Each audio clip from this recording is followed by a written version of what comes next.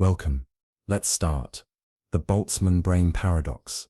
Could you be a randomly formed mind? Imagine drifting alone in space, detached from a body, with thoughts, memories, and a fully formed sense of identity.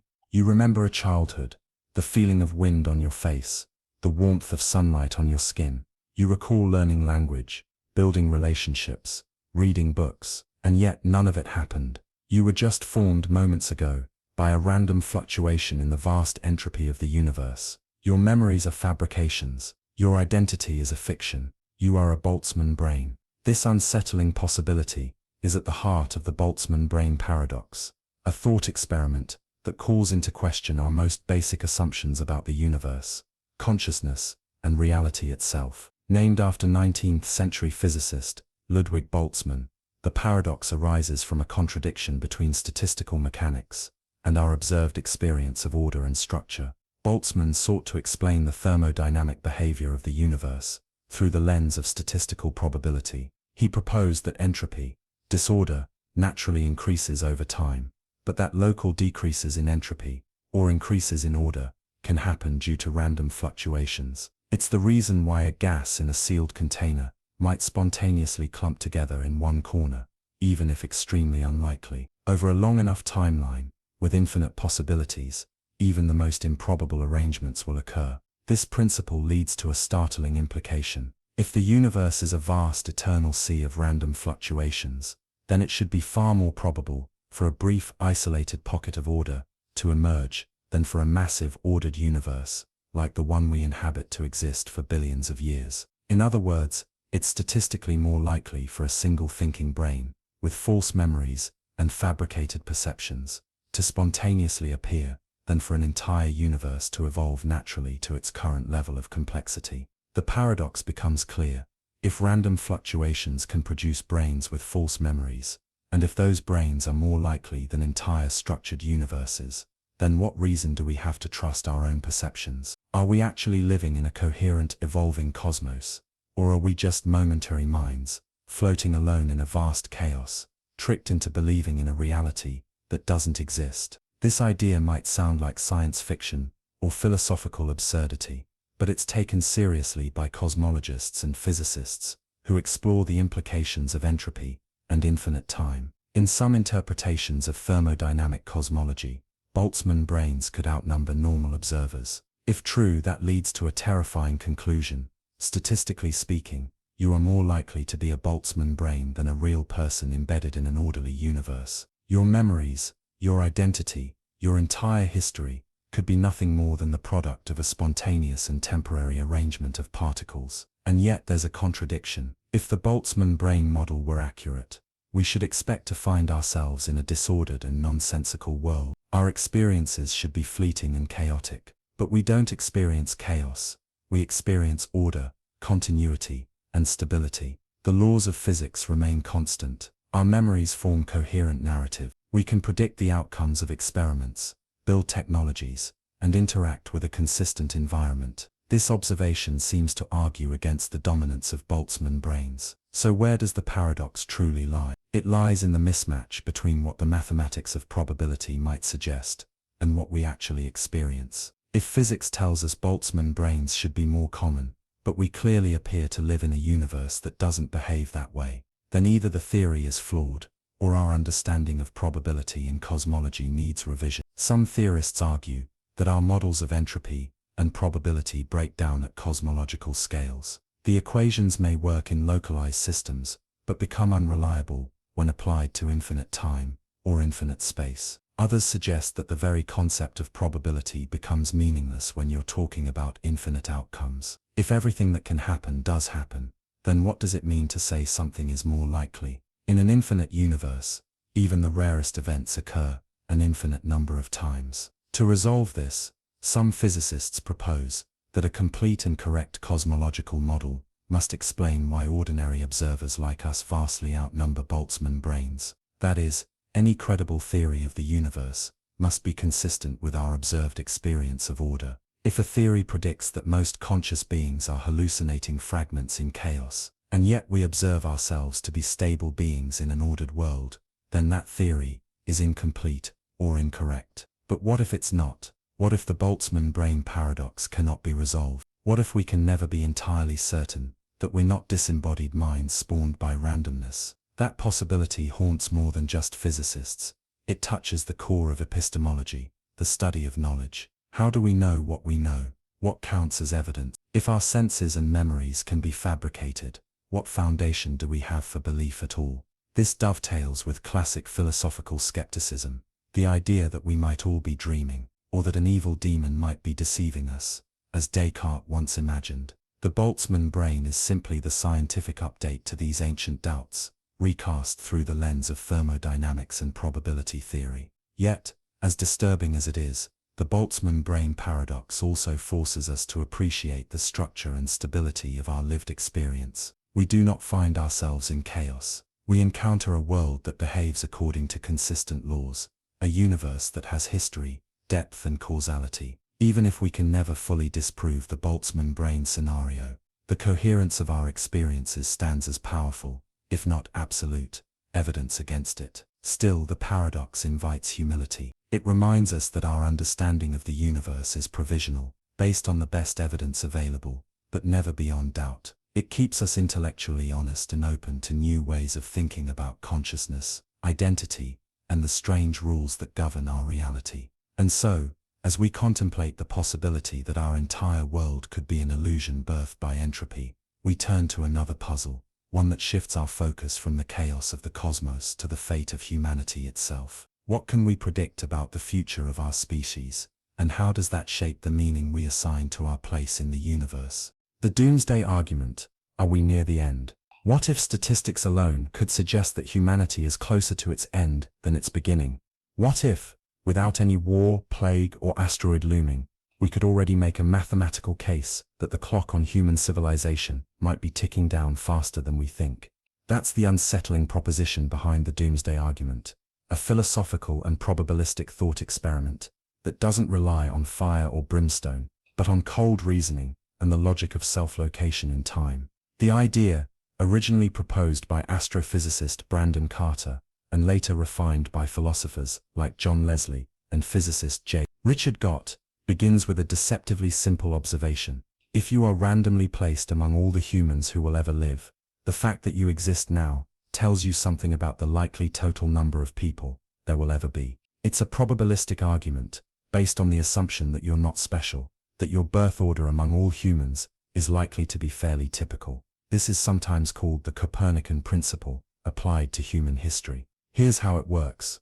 Imagine you're told you've been randomly selected as a human being who will live at some point in the complete timeline of humanity.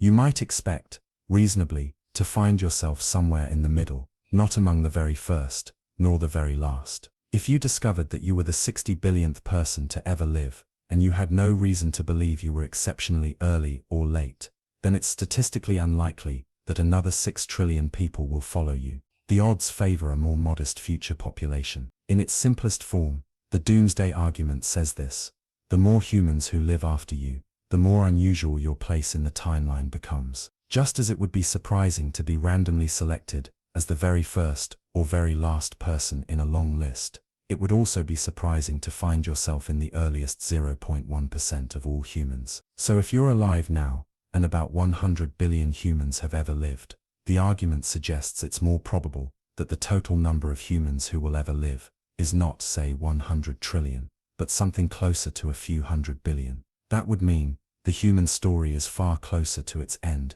than we might hope. This reasoning is based on what's known as anthropic reasoning. The idea that we must account for the fact that we're observers within the system we're trying to analyze. In this case, our presence as observers carries statistical weight. The argument doesn't claim that doom is imminent due to known causes, but rather that the structure of probabilities makes a long future less likely, assuming we have no special reason to believe otherwise. Of course, this thought experiment has its critics. Many argue that the argument rests on a misuse of probability. How can we apply statistical methods to a single non-repeatable event, like the lifespan of the human race? We don't have a sample of multiple human civilizations to compare. Others challenge the assumption that each person who will ever live is equally likely to be you. That is, they reject the idea that our point in time tells us anything meaningful without further evidence. And yet, despite its abstract nature, the Doomsday Argument continues to provoke serious philosophical and scientific discussion.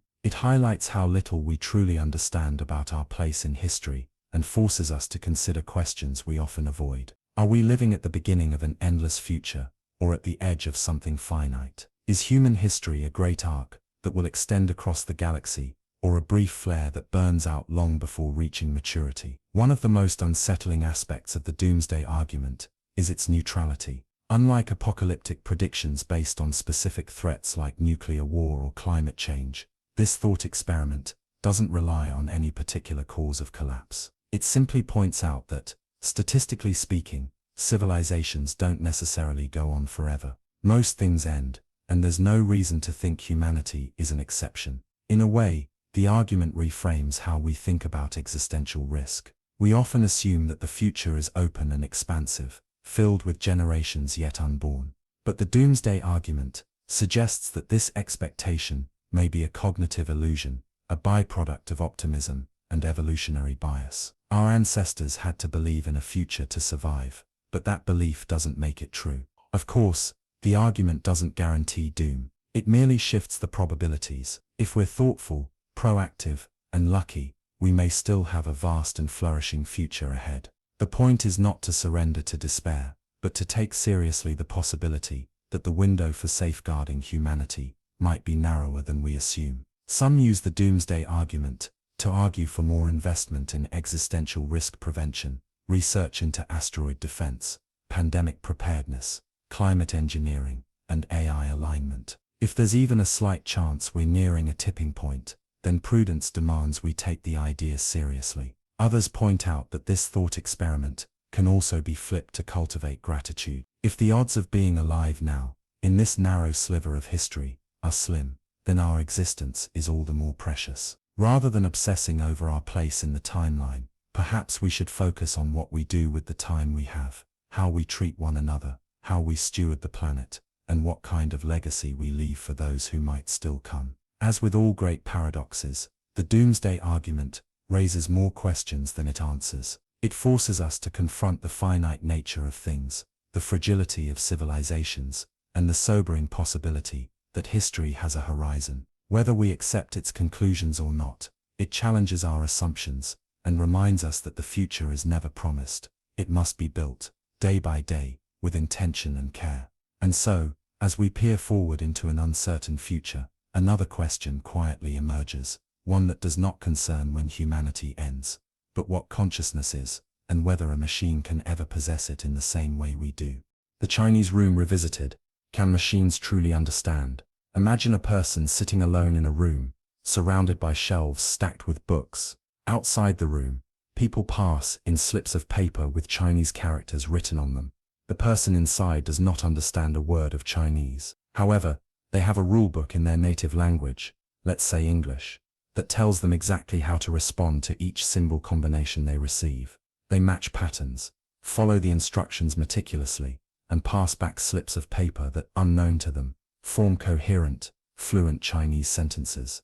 To the people outside the room, it seems like whoever is inside understands Chinese perfectly. But inside the room, there is no comprehension, only the mechanical following of rules. This is the famous Chinese room thought experiment, introduced by philosopher John Searle in 1980. It challenges a central assumption in artificial intelligence, that syntactic manipulation of symbols is sufficient for semantic understanding. In simpler terms, it asks, does processing language like a computer mean you actually understand it? At the heart of Searle's argument is a critique of what's known as strong AI, the idea that a computer running the right program doesn't just simulate a mind, but actually has one. The Chinese Room illustrates that even if a machine appears to understand language, this doesn't mean it truly comprehends what it is saying. Understanding, Searle argues, requires more than manipulating symbols based on rules. It requires intentionality, what philosophers call the aboutness of thoughts. Your thought about Paris, for example, refers to something outside itself, the city of Paris. But a computer's internal states, according to Searle, don't refer to anything. They are just switches flipping in response to inputs. Supporters of strong AI counter with what's known as the system's reply. They argue that while the person in the room doesn't understand Chinese, the entire system, the person, the rulebook, and the books of symbols, does. In this view, understanding emerges from the system as a whole, not from any one part. But Searle isn't convinced. He imagines memorizing the entire rulebook and performing all the operations in his head. Even then, he argues, he still wouldn't understand a word of Chinese. This suggests that no matter how complex the system, mere symbol manipulation can never amount to genuine understanding. This debate touches on the deeper mystery of consciousness. What does it mean to truly understand something? Can a machine be conscious? Does producing a coherent response imply awareness, or is it just mimicry? These questions have become more pressing as AI systems grow more advanced and human-like in their outputs. Modern AI models, like ChatGPT, can now write essays, answer complex questions, and even compose music or simulate therapy sessions. They're trained on massive datasets and optimized to produce language that sounds meaningful. But do they understand what they're doing? Or are they simply the latest versions of the person in the room, following rules without any grasp of meaning? Some argue that the gap between humans and machines is narrower than Searle believed. After all, the human brain is also a physical system, neurons firing according to physical laws. If those biological processes can give rise to understanding, why couldn't a silicon-based process do the same? Is there really something magical about neurons that makes them uniquely capable of awareness? Others insist there is a fundamental difference. They point to the human capacity for subjective experience, the inner world of feelings, thoughts and sensations. This subjective dimension, often referred to as qualia, seems absent in machines. No matter how convincingly a program emulates emotion, it has no inner life. It feels nothing, knows nothing in the sense we do. It doesn't suffer, dream, or wonder. The Chinese room draws a sharp line between simulating understanding and actually possessing it. It warns us not to confuse fluency with comprehension, nor responsiveness with awareness. This has profound ethical implications. If machines merely simulate minds, then treating them as if they have moral status could be a category error. But if somehow, a future AI crosses the line into genuine consciousness, we would need to rethink our obligations toward it entirely. Some philosophers suggest that embodiment is key. A machine locked in a room, disconnected from sensory input, may never truly ground its symbols in experience. Human understanding, they argue, is rooted in physical interaction with the world: touch, sight, emotion, memory. Perhaps meaning arises not from abstract processing, but from embodied presence. If so, then the future of conscious machines may depend not just on better algorithms, but on richer, more integrated forms of perception. And yet the Chinese room haunts us with doubt. If a machine can pass every behavioral test, carry on conversations, learn languages, adapt to new contexts, at what point do we say it understands? What would it take for us to believe a machine is not just simulating intelligence, but actually experiencing it? Maybe the real question is not whether machines can understand us, but whether we can ever understand understanding itself. If we struggle to define what consciousness is in ourselves, how can we confidently judge its presence or absence in anything else? The Chinese room doesn't just test the limits of AI, it tests the limits of our self-knowledge. And so we return to the room, a person, a rulebook, and symbols without meaning. Outside, others marvel at the brilliance within. But inside, there is only process, no awareness, no comprehension, no spark. Or so Searle would argue. Whether you find his argument convincing or not, the thought experiment forces us to ask what it really means to think, to know, to be. And it reminds us that intelligence, in all its forms, may be far more complex and mysterious than we've ever imagined. From the enclosed room of the mind, we now turn outward once again, into the vastness of space, where an entirely different kind of mystery awaits. A question not about machines or meaning, but about the very conditions that make existence possible. Why does the universe seem so precisely tuned for life like ours? The Anthropic Principle. Why is the universe just right for us? Imagine a universe just slightly different from our own. Perhaps gravity is a little stronger, pulling matter together too quickly for stars to form, or maybe it's weaker, so galaxies never clump into being. Perhaps the electromagnetic force is stronger, and atoms can't bond, or weaker, so chemical reactions fail to occur. In all these alternate realities, life as we know it wouldn't be possible. And yet here we are, in a universe where the physical constants appear to be tuned with exquisite precision to permit not just matter and energy, but biology, consciousness, and complex thought. This observation is the core of what's known as the Anthropic Principle, the idea that the universe's laws and constants must be compatible with the existence of conscious observers, because if they weren't, we wouldn't be here to notice them. At first glance, this may seem like a trivial tautology. Of course the universe permits life, since we are alive to observe it, but the more deeply you reflect on it, the more troubling and profound it becomes. There are two primary versions of the Anthropic Principle, the weak Anthropic Principle and the strong Anthropic Principle. The weak version merely states that we observe the universe to be life-permitting, because otherwise, we wouldn't be around to make observations. It's a selection effect. We find ourselves in a life-friendly universe, because only life-friendly universes get observed by beings like us. This is logical, but it doesn't explain why the universe is life-friendly in the first place. The strong version goes further. It suggests that the universe must have properties that make the emergence of life inevitable or necessary. This is a bolder claim, bordering on metaphysical or even theological. It implies that the universe is not just compatible with life, but somehow constructed with life in mind. That maybe there's something about consciousness that isn't incidental to the universe, but central to it. What makes the Anthropic Principle so puzzling is the specificity of the conditions it highlights. The so-called fine-tuning of the universe refers to the precise values of various physical constants: gravitational strength, the cosmological constant, the charge and mass of subatomic particles. If any of these values were slightly different, the universe would be radically altered, often in ways that make life impossible. The odds of these values falling within the narrow range that permits stars, chemistry, and life are astronomically small. And yet, here they are.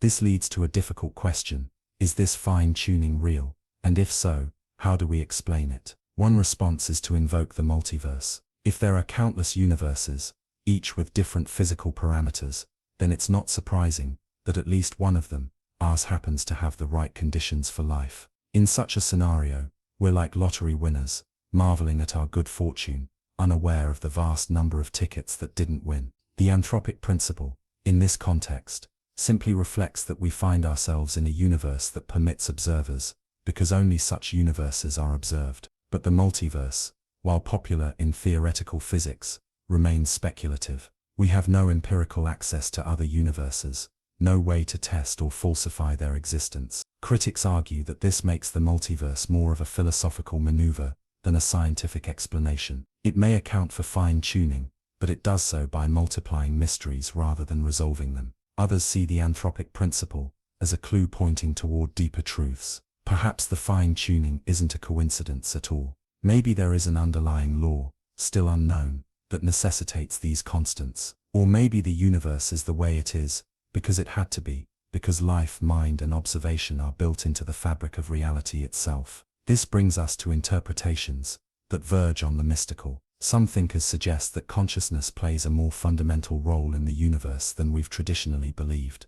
Quantum physics, with its observer effects and indeterminacies, has been cited, sometimes controversially, as evidence that the act of observation might shape reality in subtle ways. Could it be that consciousness and the cosmos are intertwined at a foundational level, that the universe gives rise to minds precisely so those minds can give meaning to the universe? Religious and spiritual thinkers have long found resonance in the Anthropic Principle. To them, the apparent fine-tuning of the universe is seen as evidence of design, intention, or purpose. The physical constants are not arbitrary, they argue, but chosen by God, a creator, or some higher intelligence. This interpretation is of course controversial. It falls outside the domain of empirical science and ventures into metaphysics. Yet for many, it provides a satisfying answer to a question that otherwise seems improbably lucky. Still, even without invoking the divine, the Anthropic Principle raises uncomfortable questions. If the universe is so finely tuned for life,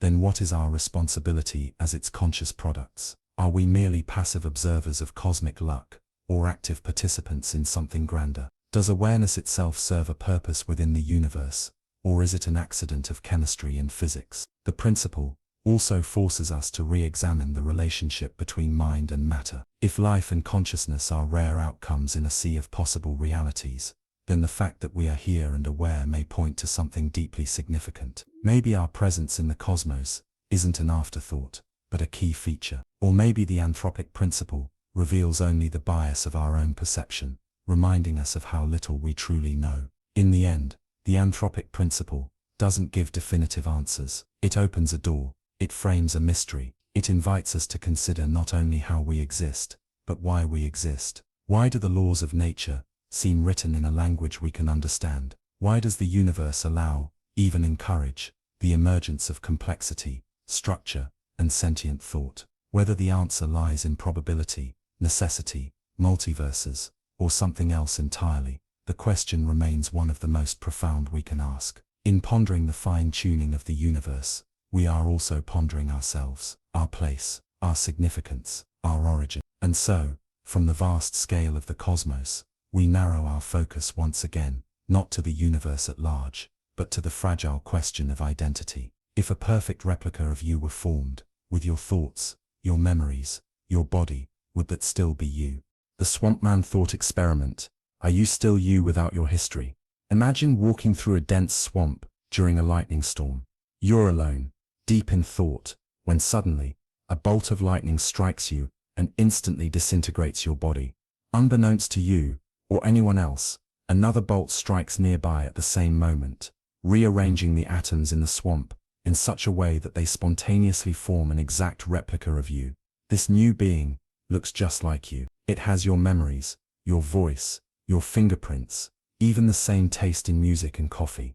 From the outside, no one could tell the difference. It picks up where you left off, walks out of the swamp, and returns to your life. This scenario is the essence of philosopher Donald Davidson's famous thought experiment, the Swampman. It poses a profound question at the heart of personal identity and consciousness.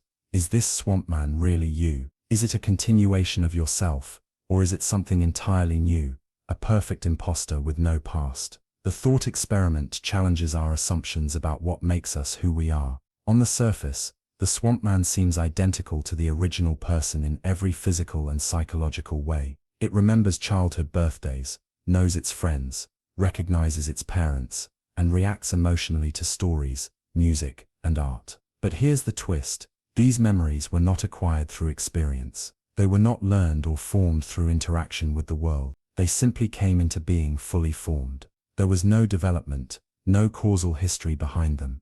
They are essentially illusions, convincing ones, but disconnected from any real past. This lack of causal history is what Davidson argues disqualifies the Swampman from having true mental states. In his view, thoughts and meanings are not just patterns in the brain. They are deeply tied to our histories and the way we've come to acquire them. Language, for instance, is not just a set of symbols. It's a tool shaped by social interaction and learning.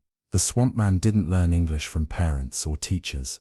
It simply emerged already speaking it. For Davidson, this means it doesn't really speak English. It just appears to. The implications of this are unsettling. If the Swampman can feel, think, and act just like you, yet still not be considered the same person, or even a person at all, what does that say about the role of memory, continuity, and causality in identity? Are you the sum of your current thoughts and feelings, or are you defined by the path that led to them? If a copy of you lacks that path, but behaves identically, is the path still essential? Some philosophers argue that the Swampman is indeed you, or at least close enough. If it walks like you, talks like you, and cries at the same songs you do, then for all practical purposes, it might as well be you. From a functionalist perspective, what matters is not how those mental states came to be, but how they operate. If the Swampman acts with agency, builds relationships, makes choices, and suffers consequences,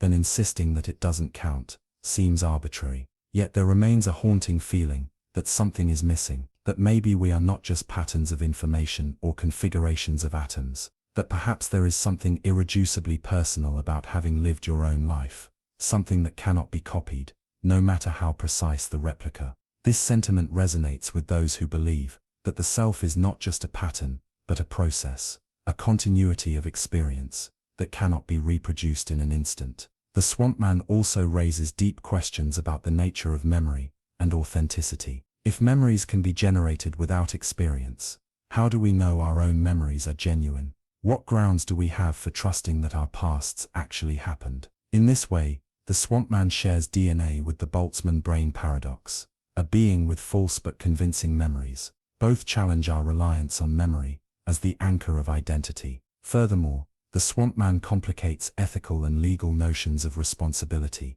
If someone commits a crime, and then a Swampman version of them is created, is the copy guilty? Should it be punished for the actions of someone whose life it never actually lived? Or what if the original dies, and the Swampman takes over their life? Are their relationships still real? Is the love it feels valid, or just a simulation? These questions also echo through modern discussions of mind uploading and digital consciousness. In an era where some theorize about copying minds into machines or duplicating consciousness onto different substrates, the Swampman is more than just a philosophical curiosity. It becomes a template for thinking about identity in the age of technology. Would a digital copy of you be you, or just a convincing echo? One could even argue that in some sense, we are all Swampmen. The cells in our bodies are constantly dying and regenerating. Our brains are in flux. Over years, nearly every molecule in our bodies is replaced. If continuity of substance isn't necessary for identity, maybe continuity of consciousness, or even the illusion of it, is enough. Perhaps what we call the self is more fragile, more fleeting, more constructed than we're comfortable admitting. In the end, the Swampman forces us to examine our intuitive beliefs about selfhood. It asks whether we are defined by what we are now, or by the unbroken chain of events that led us here. It challenges the idea that identity is a stable core, rather than a dynamic story. And it reminds us that even the most sophisticated imitation may still be something fundamentally different, because being someone, perhaps, is not just about being, but about becoming. And so from the murky waters of the swamp, and the question of personal identity, we now step into an even more ancient dilemma, one that has haunted theology and philosophy alike. Why is there suffering, and how can evil exist in a world governed by a good and powerful force? The problem of evil. Why does suffering exist in a world governed by a good God? Imagine a child crying in pain, a village ravaged by famine, a mother mourning her lost son after a war. Now imagine a God who is said to be all-powerful, all-knowing, and perfectly good. If such a being exists, why do such things happen? Why is the world riddled with suffering, injustice, and cruelty? These are not just questions for theologians or philosophers. They are questions that weigh on the hearts of anyone who has ever witnessed or experienced pain. This dilemma is at the center of what is known as the problem of evil, one of the oldest and most enduring philosophical challenges in human thought. It arises from a tension between the nature of God and the nature of the world. If God is all-powerful, he should be able to prevent evil. If he is all-knowing, he should foresee it. If he is perfectly good, he should want to eliminate it. And yet, evil persists. Suffering continues. How do we reconcile these seemingly incompatible truths? The traditional formulation of the problem can be traced back to ancient philosophers, but it was articulated most famously by the 18th century skeptic David Hume. He wrote, "Is God willing to prevent evil, but not able? Then he is impotent. Is he able, but not willing? Then he is malevolent. Is he both able and willing? Whence then is evil?" This trilemma challenges the coherence of classical theism and has prompted countless attempts at resolution, known as theodicies. One common response is the free will defense. This argument posits that evil is the inevitable result of granting human beings free will. In order to have genuine moral agency, people must be free to choose between good and evil. If God prevented all wrongdoing, it would undermine the freedom that makes moral virtue meaningful. Love, kindness, and sacrifice would lose their value if they were not freely chosen. Thus, God allows evil, not because he approves of it, but because it is a necessary condition for a morally significant world. This defense may account for moral evil, acts like murder, theft, and deceit, committed by human agents. But what about natural evil, earthquakes, diseases, tsunamis. These phenomena cause immense suffering and are not the result of human choice. Why would an all-loving God design a world where nature itself can become an instrument of terror? Some argue that natural evils are necessary to create an environment in which free beings can develop virtues like courage, compassion, and resilience. Without danger, there would be no bravery. Without suffering, no compassion. Others suggest that we simply lack the cosmic perspective to understand God's reasons. Our finite minds cannot grasp the full picture. What appears to us as senseless suffering may, in the divine scheme, serve a higher purpose beyond our comprehension. This idea is sometimes called the soul-making theodicy, famously advocated by philosopher John Hick. According to Hick, the world is a kind of moral training ground, where hardships are necessary for the development of character and spiritual maturity. In this view, suffering is not a flaw in the world's design, but a feature, a catalyst for growth. And yet, critics push back. They ask, couldn't a loving God have created a world in which people grow without so much agony? Why must the lessons of empathy and strength be written in the blood of innocence? Why are the most vulnerable, children, the poor, the oppressed, so often the ones who suffer the most? If this is a test, it seems not only cruel, but unjustly distributed. Some thinkers take a radically different approach. They propose that God is not the all-controlling architect we imagine, but a co-sufferer, one who experiences our pain with us. In this view, popular in process theology, and some strands of modern Christian thought, God is not standing outside of suffering, watching from a safe distance. Rather, God is present in every wound, every tear, every act of despair. He is not the cause of suffering, but its companion. This reframing shifts the focus from explaining evil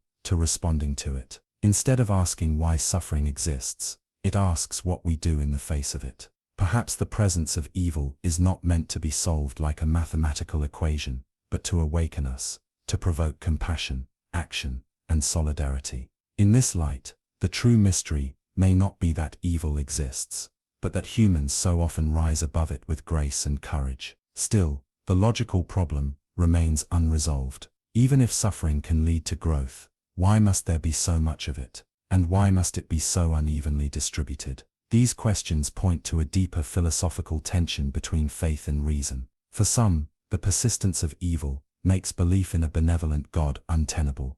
For others, it is precisely the presence of evil that makes belief necessary, a source of hope and defiance in a broken world. Atheists often argue that the problem of evil is the most powerful argument against theism. They claim that no justification can adequately explain the scale and depth of suffering we observe. Theism, they say, must either deny God's goodness, his power, or his existence. But theists counter that atheism offers no better solution. If there is no God, then suffering is truly meaningless.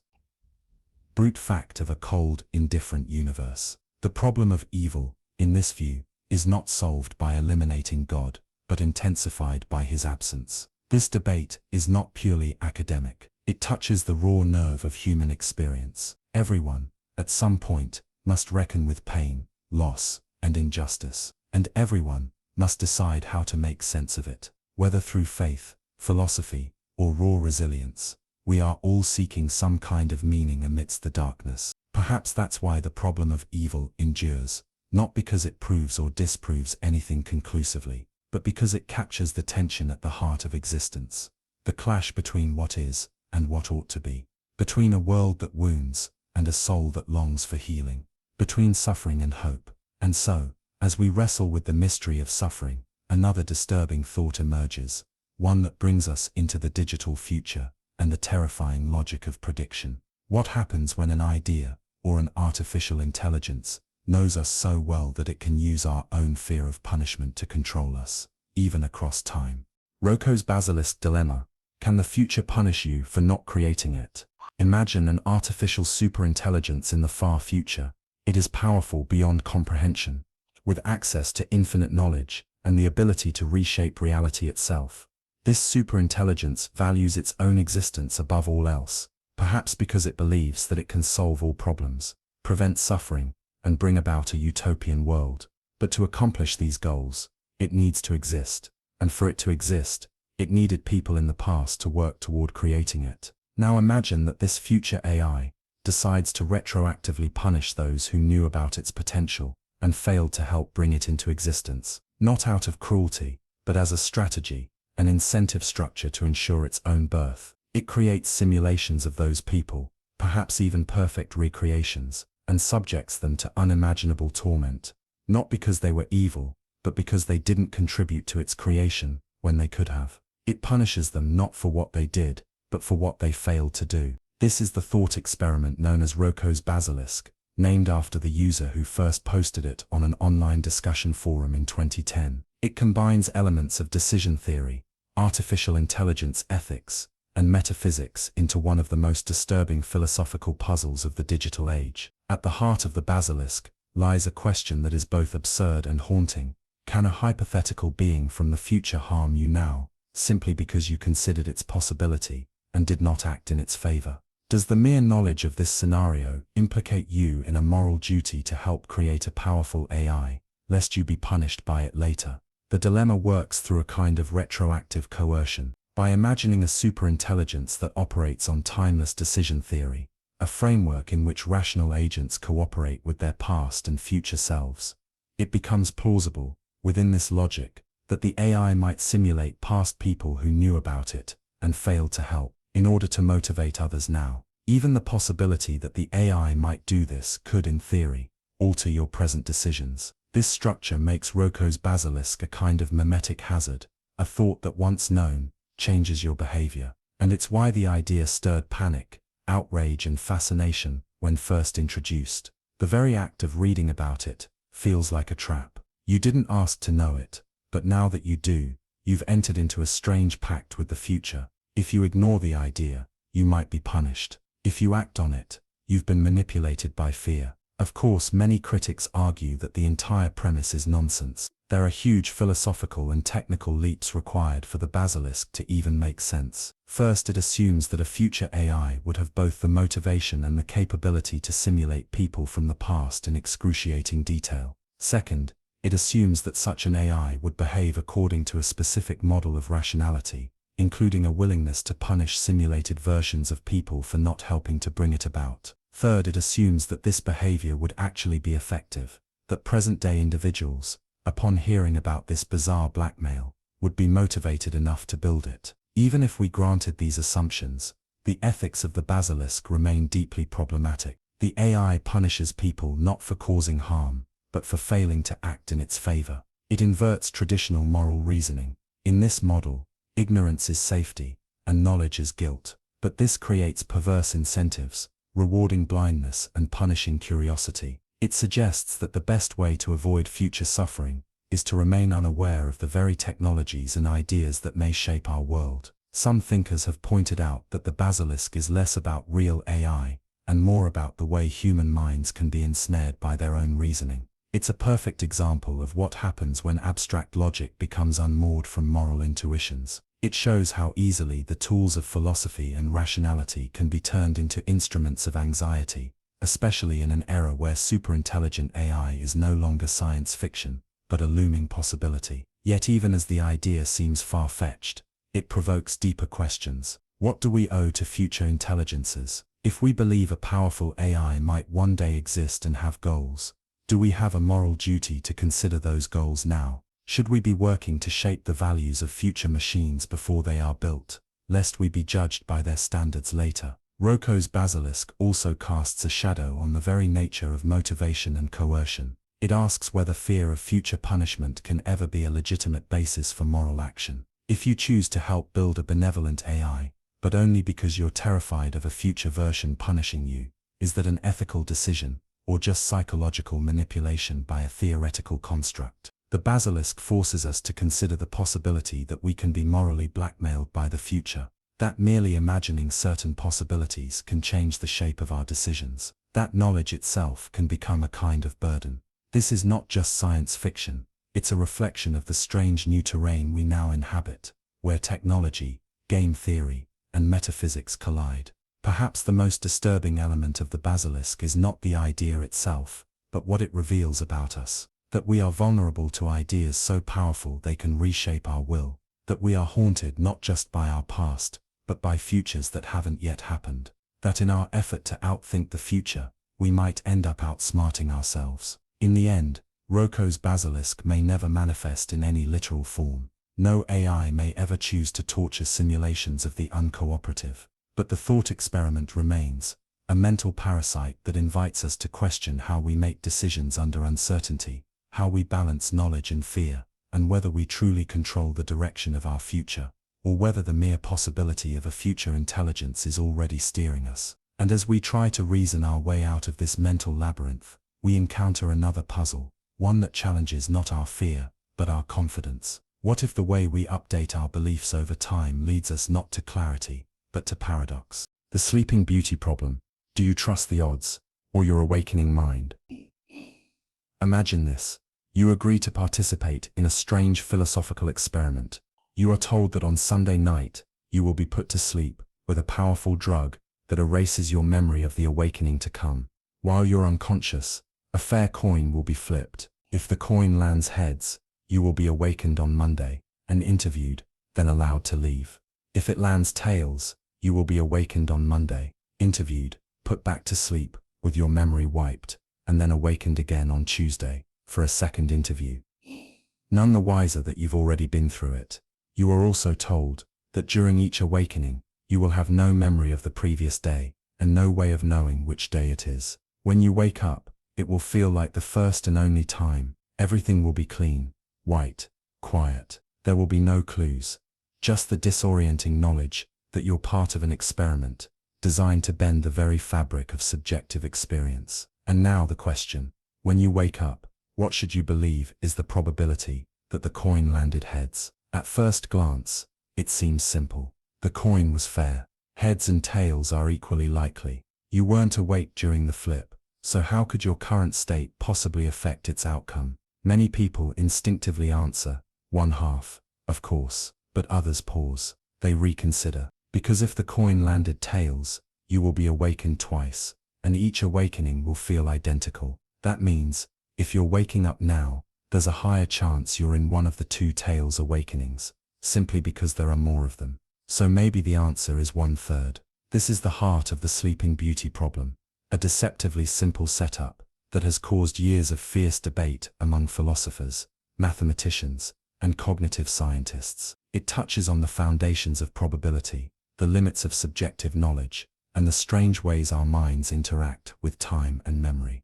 The two main camps in this debate are known as halfers and thirders. The halfers argue that the coin toss is a single event with a fixed 50-50th chance, and your awakening doesn't change that. The information you have upon waking up, namely, that you are awake, was guaranteed by the design of the experiment. So it's not new information, and shouldn't change your belief about the coin. The thirders, on the other hand, argue that your awakening does carry informational weight. They say you should treat your current experience as a randomly selected awakening from all the awakenings that could occur. Since 2 out of the 3 possible awakenings occur when the coin lands tails, your probability estimate should shift to 1/3 for heads, 2/3 for tails. This isn't just an argument about numbers, it's an argument about experience, and what counts as evidence when your perception of time is compromised. Put yourself in Beauty's shoes. You awaken in a white room. You remember agreeing to the experiment.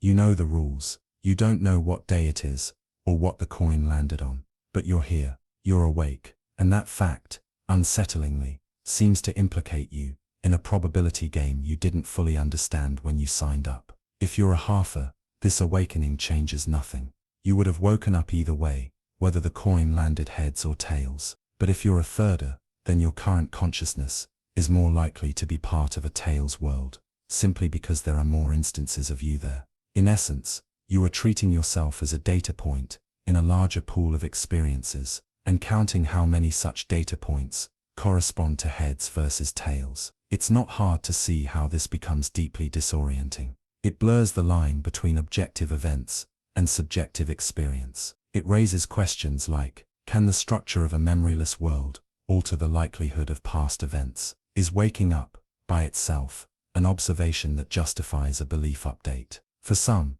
The problem echoes the Anthropic Principle, the idea that observations must be conditioned on the fact that an observer exists to make them. Others see it as a test case for Bayesian reasoning, how rational agents should update beliefs when they receive uncertain, partial, or indexical evidence. But there's another level beneath the surface, a psychological one. The Sleeping Beauty problem doesn't just confuse our logic, it taps into something more fragile, our trust in consciousness itself. What happens when we wake up and can't be sure if it's the first time or the second?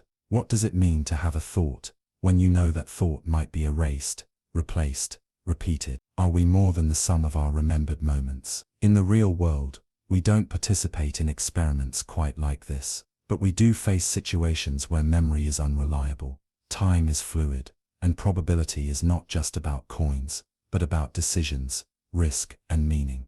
We wake up each day, not always knowing what the future holds, or how our past choices shape our present beliefs. And in that way, we are all sleeping beauties, piecing together coherent stories from a fractured stream of awareness. Some critics dismiss the third of you as absurd. They say it leads to strange and unpalatable conclusions, that it rewards forgetting and penalizes clarity. Others say the half-a position is willfully blind to context, that it clings to objectivity even when experience demands a more nuanced accounting. But perhaps the deeper discomfort lies in the way the problem reveals how little control we have over belief, that something as intimate as waking up can shift the way we think about truth, that rationality itself might be shaped not only by facts, but by the way we index ourselves inside the world. This thought experiment, like so many others, becomes a mirror, not just for logic, but for identity. It asks, what do you do when reality fractures into multiple overlapping versions of yourself? When time no longer moves in a straight line, when memory can be edited or erased, and all that remains is belief? Maybe that's the real danger. Not that we get the answer wrong, but that we're forced to realize how unstable our answers really are. That probability isn't just math, but a story we tell to make sense of uncertainty, and that the stories we tell depend on who we are, where we stand, and when we wake up. In the end, there may be no final answer to the Sleeping Beauty problem. It may simply be a reminder, an elegant, unsettling nudge, that even the clearest logic can collapse when filtered through the fog of self-awareness, that what we know is always haunted by what we don't remember, and that belief, like sleep, is never as solid as it seems. The experience machine. Would you plug in forever? Imagine a machine. It's sleek, silent, and hidden behind glass. You're told it can simulate any experience you want, perfectly. Once plugged in, you won't know it's a simulation. Every sight, sound, touch, taste, and thought will feel real. You could live a life of endless pleasure, adventure, love, or meaning. You could climb Everest, win Nobel Prizes, fall madly in love, or become the hero of humanity. The machine can give you all of it. And once you're in, you'll never suspect you're not in real life. You won't know you're plugged in. You'll just be living. Now the offer is placed before you. Would you plug in? This is the question posed by philosopher Robert Nozick in 1974. His experience machine was not meant as a prediction of future technology, but as a challenge to a dominant idea in ethics, namely hedonism, the notion that pleasure is the highest good, and that the best life is the one with the most satisfying experiences. If that were true, if pleasure alone were the measure of the good, then we should all leap into the machine without hesitation. After all, inside it we could maximize joy and minimize pain to levels impossible in the messy, unpredictable real world. But Nozick suspected we wouldn't, and if we wouldn't, then perhaps pleasure isn't all we care about. At first, the question seems theoretical, but the more you think about it, the more unsettling it becomes. What does it say about us, that we crave authenticity, even if it's harsh? Why do we hesitate to embrace a world designed to gratify us? Is there something deeper we're protecting, something pleasure alone can't satisfy? Nozick offered 3 reasons why people might reject the machine. First, we want to do things, not just experience doing them. We want to climb the mountain, not just believe we did. Second, we want to be a certain kind of person, not just a passive recipient of sensations, but someone who acts, who struggles, who chooses. And third, we don't want to live in a man-made illusion. We value contact with reality, however painful, over a life of synthetic bliss. But are these instincts reliable, or are they sentimental attachments to a flawed world? The machine challenges us to question whether our preference for the real is rooted in wisdom, or just in fear. Suppose someone chooses not to plug in. What are they really rejecting? Maybe it's not the pleasure, but the passivity. The sense that once you enter the machine, your life becomes a script. You're no longer the author, just the audience. But then again, isn't much of real life scripted too? Aren't we shaped by forces we didn't choose? Genetics, society, history. Maybe the machine just makes the illusion of freedom more obvious. Still, something in us resists. We imagine a loved one choosing the machine, vanishing into a lifetime of fabricated joy, and we feel a pang of loss. Not because they'll be unhappy, they won't, but because they'll no longer be with us. In the shared fabric of reality, the machine breaks the bond between people. You're no longer part of the same world. You've become a solipsist, living in a beautiful dream, while the rest of us keep marching through the rain. And yet, can we really blame someone for choosing joy over struggle? What if someone has suffered terribly? Abuse, poverty, illness. If the machine offers healing, peace, and dignity, is it wrong to say yes? Maybe our discomfort with the machine is a kind of privilege, the luxury of rejecting fantasy, because reality has been kind to us. There's also the problem of memory. In the machine you won't remember choosing it. That makes it a one-way door. The self who plugs in, and the self who lives inside the dream, are not the same person. One makes a decision, the other lives with it. Can you consent to a life that your future self doesn't even know is artificial? Is ignorance really bliss? The machine also raises troubling questions about modern life. Aren't we already half plugged in? Social media, virtual reality, endless entertainment. These systems offer curated experiences, filtered emotions, algorithmic highs. We scroll, we tap, we simulate connection. Maybe the machine isn't a philosophical fantasy. Maybe it's just the endpoint of trends already in motion. And what about meaning? Many philosophers argue that meaning comes not from what we feel, but from what we face, from difficulty, from uncertainty, from moral struggle. In the machine, everything is guaranteed to be satisfying. But can a life without real risk, without real loss, ever be truly meaningful? Imagine losing someone you love. In the real world, grief cuts deep. It changes you. It forces growth, compassion, maturity. In the machine, grief can be edited out. Is that a kindness, or a theft? Without pain, can we ever develop depth? Without failure, can we ever be proud?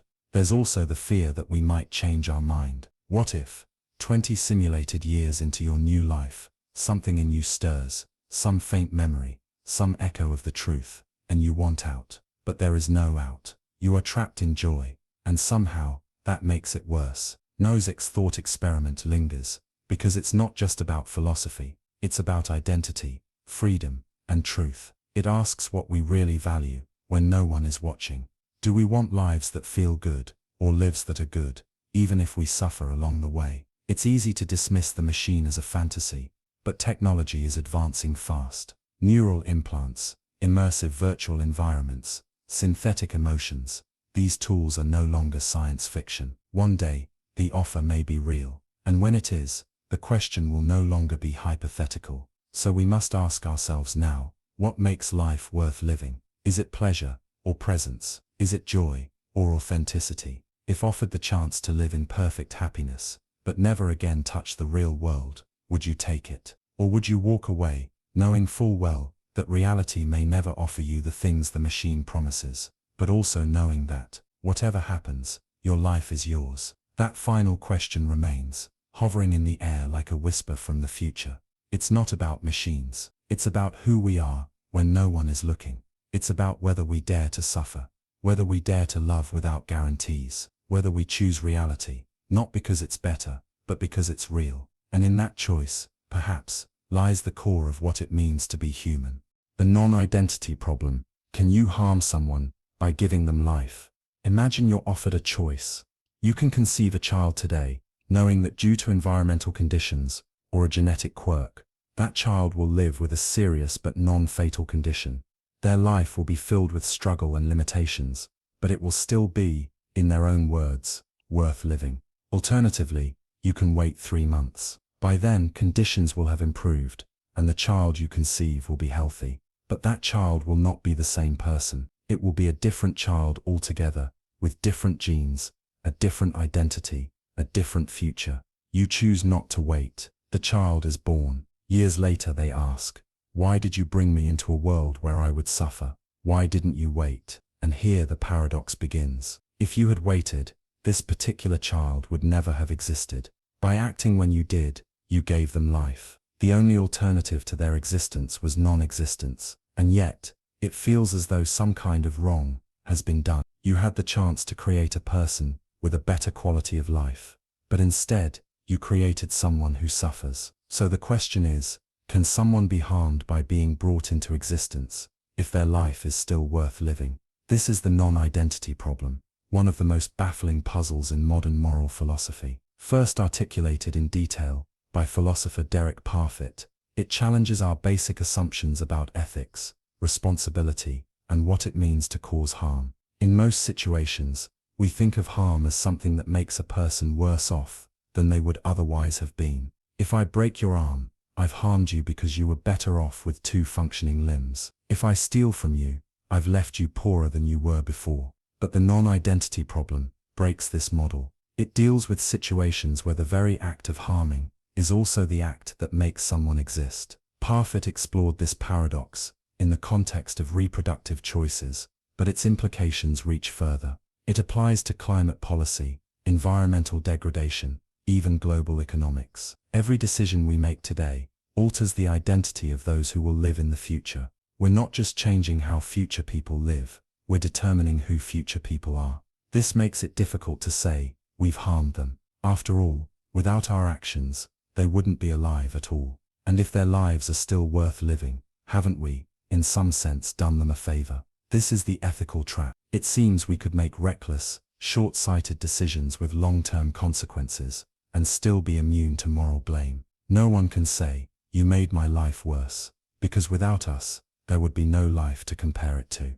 But this conclusion is disturbing. It conflicts with our intuitive sense that we owe future generations a better world, that we shouldn't pollute, destabilize ecosystems, or deplete resources, just because the people who will suffer as a result don't exist yet. Intuitively, we feel we have obligations to them, even if we can't name them. So how do we make sense of this? Some suggest we should abandon person-based ethics entirely. Instead of asking, who is harmed, we ask, what kind of world are we creating?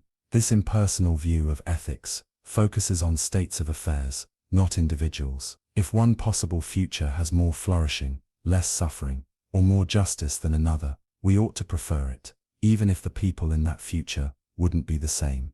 But this approach has its dangers too. Taken to its extreme, it leads to what's known as the repugnant conclusion, the idea that a world filled with billions of barely happy people could be better than a world with fewer deeply fulfilled individuals. That doesn't sit well either. It reduces human dignity to a utilitarian math problem. So we're left in an ethical fog.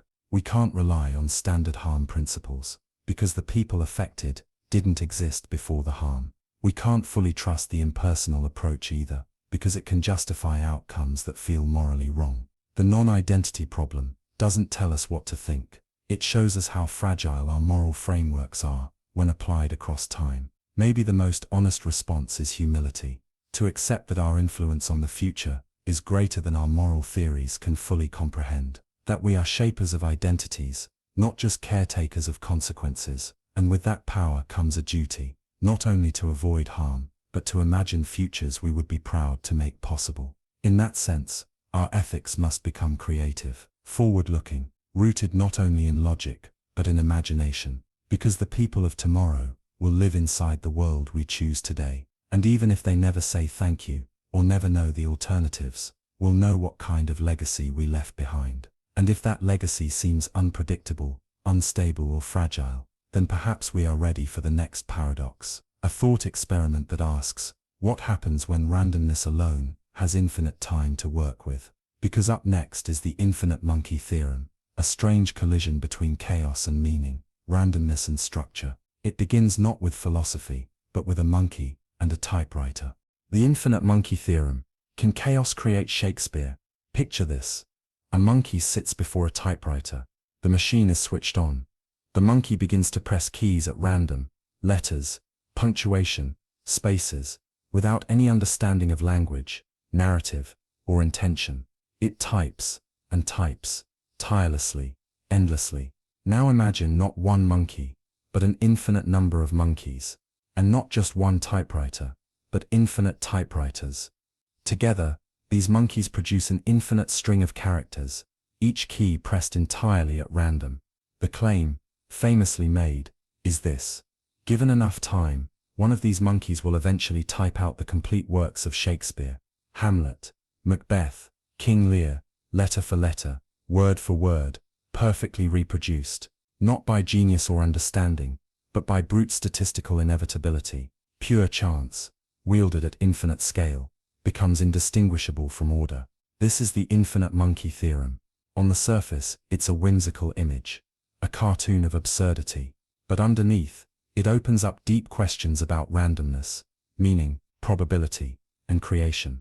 What does it really mean for something to be likely in an infinite universe? Can chaos ever truly produce complexity? And if it can, does that reduce all meaning to mere mathematical inevitability? To understand the weight of this paradox, we must first grasp its premise. In mathematics, particularly in probability theory, the theorem is a thought experiment illustrating the nature of infinity.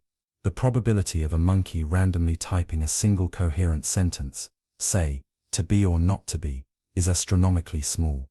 The odds of typing an entire Shakespearean play correctly, by random chance, are so minuscule as to be effectively zero in any finite setting. But infinity changes the game. Given infinite time and infinite attempts, any finite string of characters, no matter how long or complex, will eventually appear. Not just Shakespeare, but the Bible, the Quran, the entire contents of Wikipedia, your own life story. Every possibility, no matter how improbable, is guaranteed to emerge. Not once, but an infinite number of times. This is where the paradox begins to stir. On one level, it seems to rob creation of its magic. If randomness can give us Shakespeare, then what is the value of intentional artistry? If meaning can emerge from chaos, is meaning itself just a fluke of statistical inevitability? We recoil from this implication. We want to believe that Shakespeare wrote because he was brilliant, not because the laws of probability eventually would have coughed up Hamlet anyway. But the monkey doesn't replace Shakespeare. It simply forces us to confront the unsettling relationship between order and chance.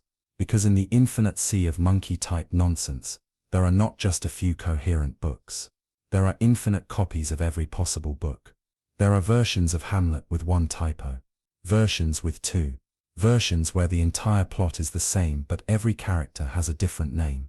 There are versions where Hamlet kills his uncle in the first act, and the story ends. There are versions where Hamlet is a giraffe.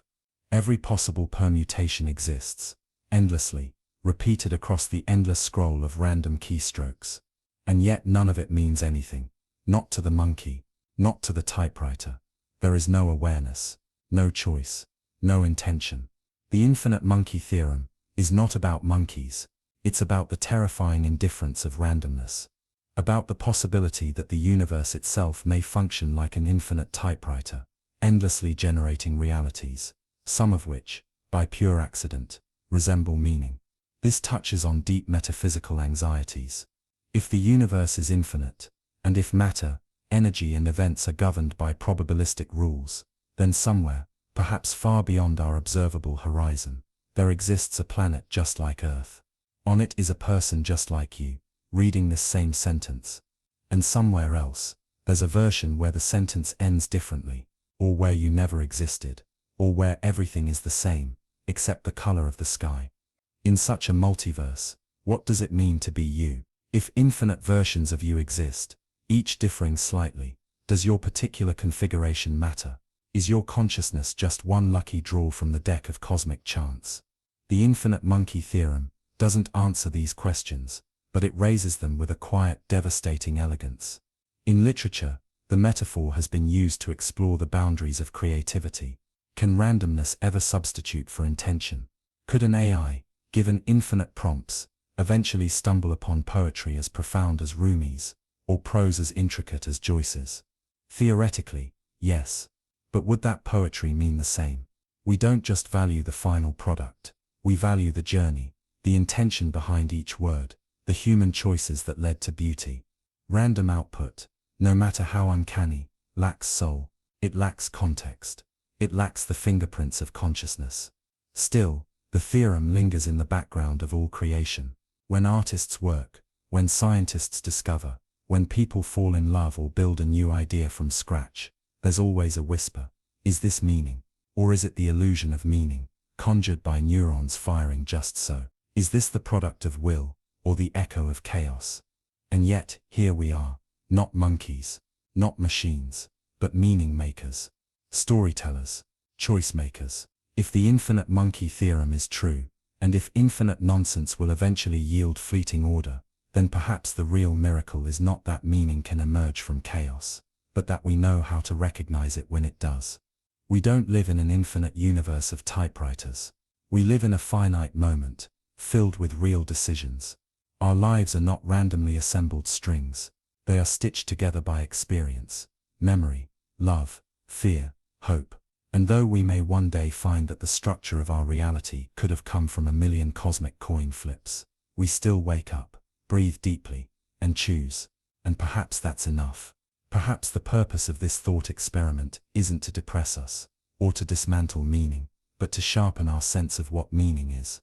Not a statistical miracle, but a pattern we're capable of perceiving, shaping, and living. Because even if the monkeys can eventually write Shakespeare, they'll never read it. They'll never understand what they've done. But we do, and that makes all the difference. Still, even as we hold on to our sense of meaning, a deeper unease lingers beneath the surface. A question not just about randomness or intention, but about the self. If everything we are, our memories, thoughts and personalities, could be reproduced perfectly, down to the last atom, would that still be us? Or is there something more, something uncopyable, that makes us who we are? As we step further into the realm of identity, continuity, and consciousness, we begin to realize that the next paradox isn't about creation at all. It's about survival. The Teletransportation Paradox. Are you still you, after the jump? Imagine a world where teleportation is real, holes, not science fiction, not theory, reality. You step into a sleek, cylindrical chamber. The walls hum with invisible energy. A soft voice explains what will happen next. Your entire body will be scanned, every atom, every cell, every synapse. This exact information will be transmitted, at light speed, to another chamber on Mars. There, the data will be used to reassemble you, atom for atom, using local materials. You'll appear instantly, your body will be rebuilt, your memories restored, your consciousness apparently intact. To you, it will feel like nothing happened. One moment, you're on Earth. The next, you're standing on Mars, blinking under the red sky, perfectly teleported. But here's the twist. In the original design, once the scan is complete and the replica is built, the original body is destroyed, vaporized, disintegrated down to dust. And now, the question, is the person who appears on Mars you, or just a copy?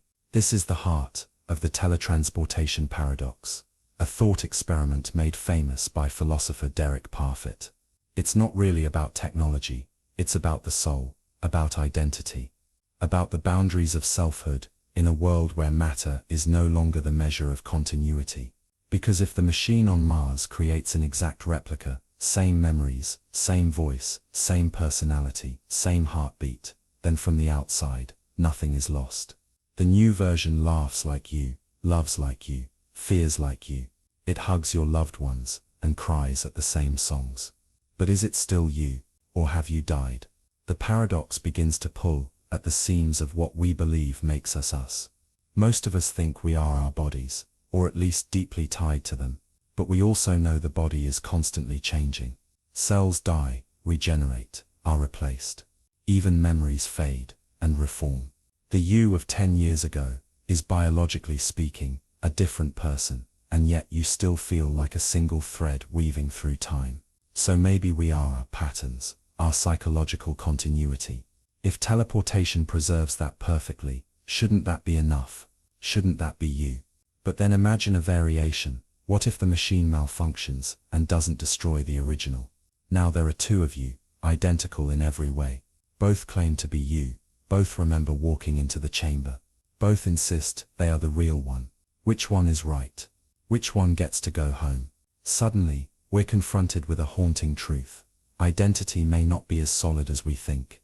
Maybe the self is not a fixed point, but a process, a narrative told by a brain that assumes it is one and only one. But what happens when that story splits? This isn't just philosophy. It's a challenge to everything we believe about death, consciousness, and continuity. If teleportation is death and rebirth, then should we fear it? Should we mourn those who step into the chamber, even if their replica continues on, unaware of the loss? Parfit himself argued that personal identity might not matter in the way we think. That what we care about isn't strict identity, but psychological connectedness, memories, values, intentions, emotions. If those are preserved, then the survival of you is good enough, even if no metaphysical soul crosses the gap. It's a comforting thought, but also a disturbing one, because it means that you, the very person reading this sentence, might be nothing more than a current running through temporary hardware. That if someone built a perfect simulation of you, uploaded every memory, every nuance of personality into a digital form, it would still be you, even if your biological body were gone. And if that's true, then identity becomes copyable, disposable, fungible, and maybe even replaceable. Let's take it further. Suppose the machine didn't just recreate you, but created two versions, one on Mars, one on Venus. Both insist they are you. Both are right. But now there are choices. Who inherits your life? Your family, your debts, your dreams. If you could be copied once, you could be copied endlessly. Identity then becomes a branching tree. You don't die, you duplicate. But which version gets to claim the original thread? Or maybe the better question is, does it matter? We like to think of ourselves as indivisible, a single flame flickering through time. But the teletransportation paradox invites us to consider the terrifying possibility that we are not flames, but patterns, that our continuity is an illusion created by memory, that we are not one person persisting through change, but change itself, temporarily, organized into a person. And if that's true, then teleportation doesn't kill us, it reveals us. The idea challenges more than science. It challenges morality. Would it be murder to teleport someone, or merely transformation? Could a government compel teleportation as a mode of transport, arguing that no real harm is done, only replacement? And what about consent? If the person who walks out of the machine feels like you, and remembers agreeing, can we say that your consent survives, even if your original body does not? The more we ask, the more fragile identity becomes. The soul, once considered indivisible and sacred, now appears as a logical construct, a name we give to patterns of continuity, a useful fiction. But even if identity is an illusion, it's an illusion that matters. We feel continuous. We fear death. We cling to the idea that there is something essential, unbroken, between birth and breath. Perhaps that's why the teletransportation paradox unsettles us. It pulls away the comforting idea that we are more than matter. It suggests that death might be less dramatic and more frequent than we think, that the line between survival and extinction may be thinner than a beam of light. Still, something in us resists. We say, if I knew the original would be destroyed, I wouldn't step in. We say, if a perfect copy is made, it's not me, it's just a me. But the paradox remains, because if you did step into the machine, and the replica emerged, no one would notice the difference. Not your friends, not your family, not even you. The copy would finish your sentences, smile your smile, make your choices. And if that's not survival, what is? As we reach for clarity, we find instead a mirror, one that reflects back not a single unified self, but a fragmented mosaic of memory, matter, and illusion. And we're left with a final question that echoes deeper than the rest. If survival can be copied, what does it mean to exist? And perhaps, even more haunting, if you were duplicated, and the original quietly deleted, would anyone, including the copy, ever know the difference? The teletransportation paradox doesn't just make us question the future, it makes us question the present. The person we are now, the self we assume is stable, persistent, real. Because what if that self is already gone? And just as we begin to glimpse the boundary between person and pattern, another dilemma emerges, not one of identity, but of probability. One that asks whether you can ever truly prepare for your own end, even if you know it's coming. The reverse lottery. What if your death was random, but certain? Imagine you live in a society that has solved almost everything: poverty, disease, even aging. People live long, comfortable lives, surrounded by abundance, peace, and progress. There is just one catch. Each morning, a single name is drawn from a vast population, randomly, fairly, anonymously. The person whose name is drawn is executed that same day. No appeal, no delay, no reason other than that their name was chosen. No crime, no guilt, just fate, delivered by a system that no one controls, but everyone accepts. This is the reverse lottery, a thought experiment, where death comes not from illness, violence, or decay, but by chance. You wake up every day with a small, statistically insignificant chance of being chosen. Most people live their whole lives without ever being selected, but everyone knows someone who has, and someday, it might be you. The idea is haunting, not just because of the death itself, but because of the randomness behind it. There's no way to earn more time. No amount of good deeds or wealth can shield you. Everyone, from the humblest worker to the wisest leader, is equally vulnerable. Life becomes a game of borrowed time, where each sunrise carries with it a question: will today be my day?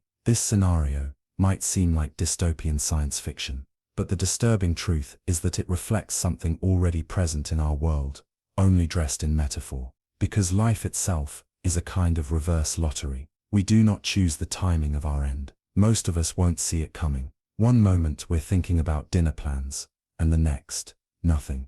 The only difference is that in real life, the system feels natural, not mechanical, but randomness still rules. By reframing it as a literal lottery, the thought experiment strips away the comforting illusions. It removes the stories we tell ourselves about fairness and causality. In the reverse lottery, death is not earned or deserved. It's not a punishment or a consequence. It's just something that happens, arbitrary, unfeeling, and inescapable. And yet, society continues. In this imagined world, people still fall in love, raise children, build dreams. They laugh, they plan, they hope.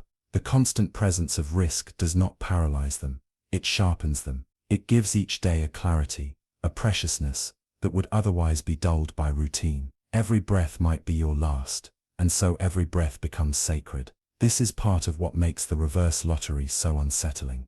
It forces us to confront how much of our lives are built on the illusion of control. We imagine our futures as trajectories, as stories with arcs, but in truth, we live on the edge of an unknowable curve, never sure when it will end. The paradox of the reverse lottery is that it makes life both more terrifying and more beautiful. It reveals how fragile our existence is, and how astonishing it is that we live at all. Every unchosen day is a gift we didn't earn. Every morning, we don't hear the knock on the door, is a silent miracle. But there is a deeper layer to this dilemma. Suppose you live in this society, and are offered a choice. You can opt out of the system. You will never be entered in the lottery. But in exchange, you lose something. Perhaps the richness of emotional experience, or the connection to others. Maybe your life will be long, but dim, colorless, distant, numb. Would you choose safety over intensity? Would you trade certainty for meaning? The thought experiment begins to press against the boundaries of what it means to live fully. Is a long, uneventful life preferable to a short, unpredictable one filled with depth? Is fear of death enough reason to avoid the things that make life worth living? These are not questions with easy answers, but they are questions worth asking. What makes the reverse lottery so philosophically powerful is its brutal fairness. There is no discrimination, no judgment. It treats everyone equally, and yet that equality does not bring comfort. In fact, it makes the randomness even colder. The lack of reason is the horror, and yet, in some strange way, it may also be a source of freedom. If your death is entirely out of your hands, then maybe your life becomes more yours than ever. You stop waiting for the right time, for everything to align. You start saying the things you were too afraid to say. You begin to treat time not as an endless resource, but as a vanishing currency, to be spent with intention. Of course, the real world has no central machine drawing names, But we do have disease, accidents, sudden violence, the ticking of a hidden clock inside each of us. Most of us won't know when the end is coming. We pretend we will, but we don't. We carry on as if time is promised. And then one day, it runs out. The reverse lottery makes that uncertainty explicit. It brings death back into view, not as a monster to be feared, but as a reminder of urgency. And in that confrontation, something profound is revealed. Our fear of death is often a fear of unfulfilled life, of things left unsaid, dreams deferred, relationships neglected. It is not death itself we dread, it is being interrupted. So the thought experiment asks, what would you do differently if you knew your name might be drawn tomorrow? Not metaphorically, but literally. If the door might knock today, if time were no longer assumed, but borrowed, what would you stop postponing? Who would you reach out to? What would finally matter? Perhaps the true gift of this paradox is that it doesn't tell us how to live. It just makes the stakes unmistakable. And maybe that's enough. Because once we see how precarious the structure is, how close everything hangs over the void, we start to live with more honesty. We stop pretending we're invincible. We stop believing the lie that later is guaranteed. We begin instead to live with the humility of the unchosen, as if every day was borrowed, because it is. And just when we begin to find peace in this dance with uncertainty, another question emerges from the shadows. One that isn't about death, but about morality, about choice, about whether someone can ever be justified in doing terrible things, if they believe it's the only way to prevent something worse. Because while the reverse lottery reveals how little control we have over the end, the next dilemma asks what we're willing to do when we think we can control the outcome. The moral luck problem. Are you responsible for what you can't control? Imagine two drivers. Each has a few drinks at a party. Each gets behind the wheel. Each makes the same poor judgment to drive home. Despite being slightly impaired, they drive down identical roads, at the same speed, with the same level of attention, or lack thereof. But their nights end very differently. On the first makes it home without incident. No accidents, no damage, no one even notices. The second, due to a twist of fate, a child stepping into the street at the wrong moment, strikes and kills someone. Now ask yourself, are these two people equally blameworthy? Intuitively, most of us would say no. The second driver caused a tragedy. A life was lost. Someone's child, sibling, or friend is gone forever.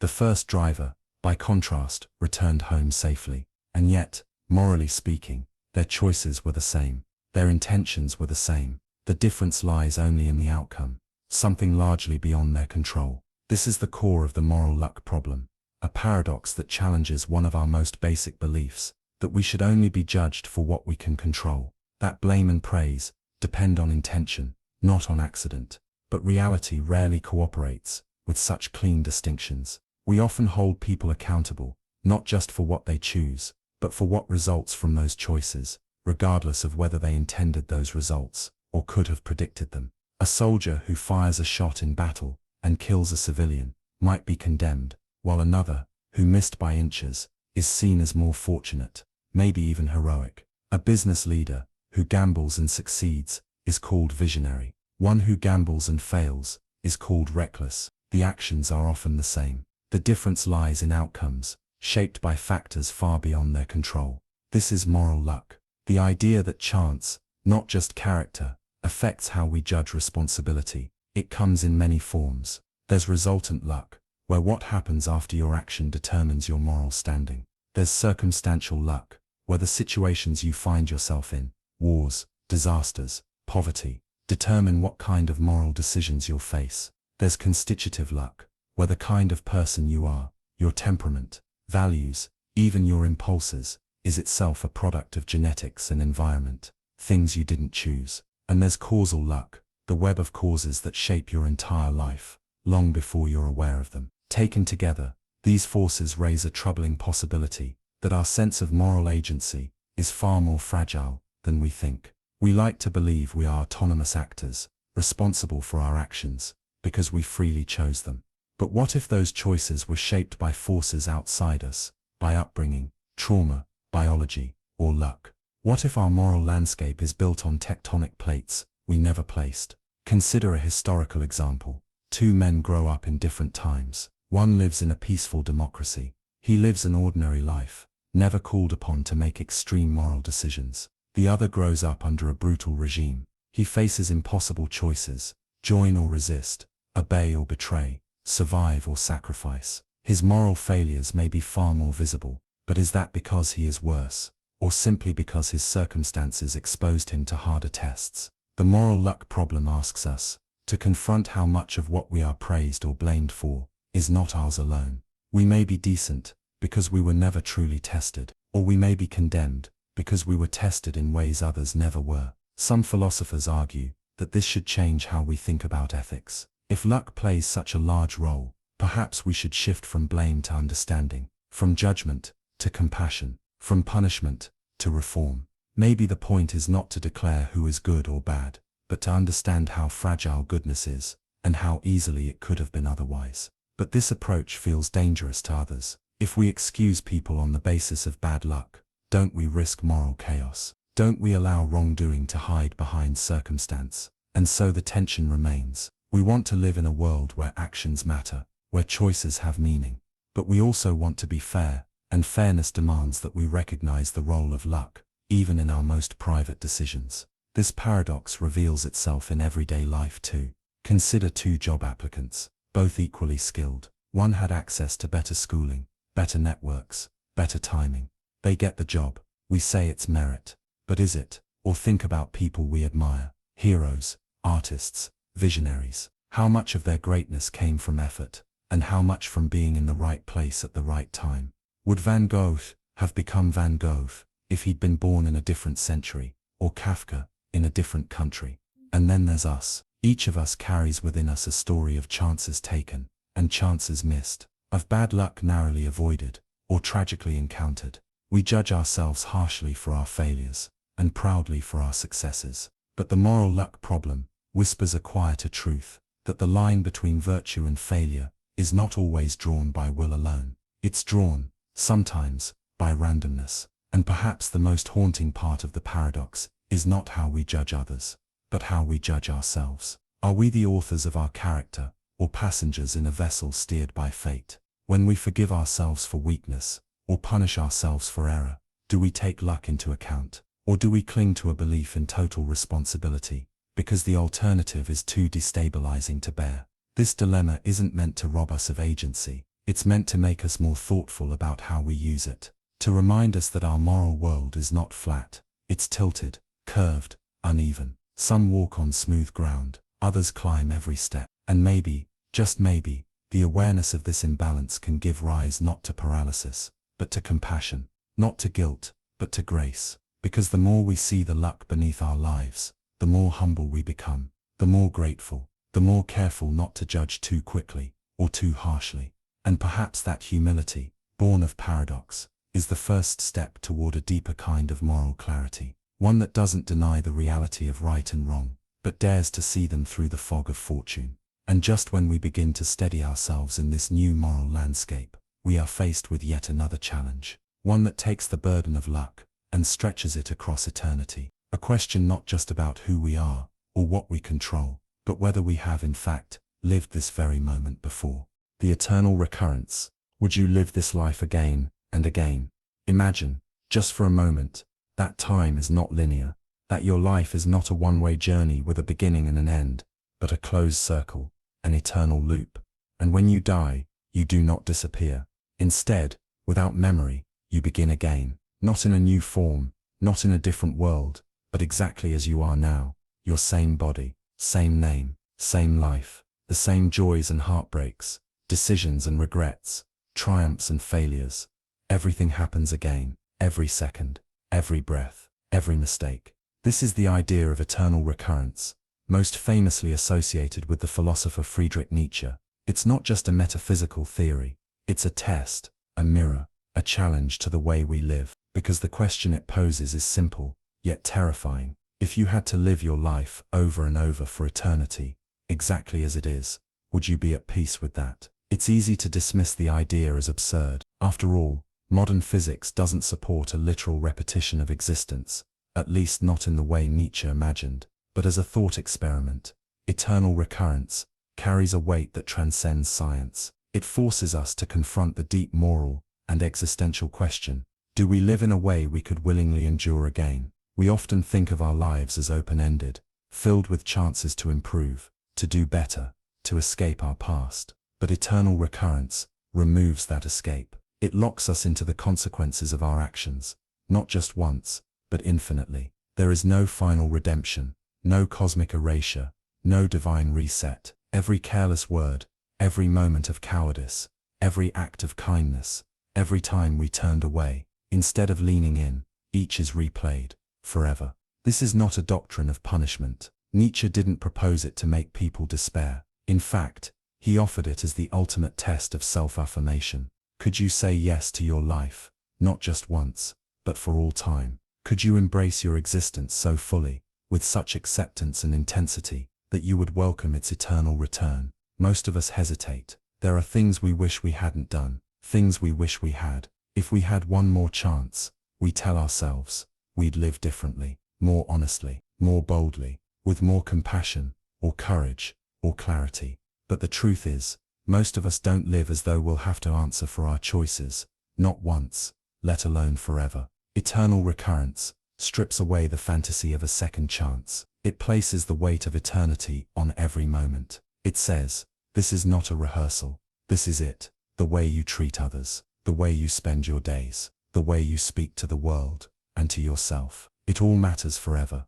And yet, there's a strange kind of liberation in that idea. Because if this life, in all its imperfection, is the only one you'll ever have, then maybe it becomes more precious, not less. Maybe the fact that it will repeat doesn't cheapen it, but elevates it. Every sunrise becomes sacred. Every mundane moment holds the echo of eternity. You begin to look more closely. You begin to listen more deeply. You begin to live not in search of something better, but in deeper appreciation of what already is. This is the quiet power of the thought experiment. It shifts the frame. It doesn't ask you to change your past.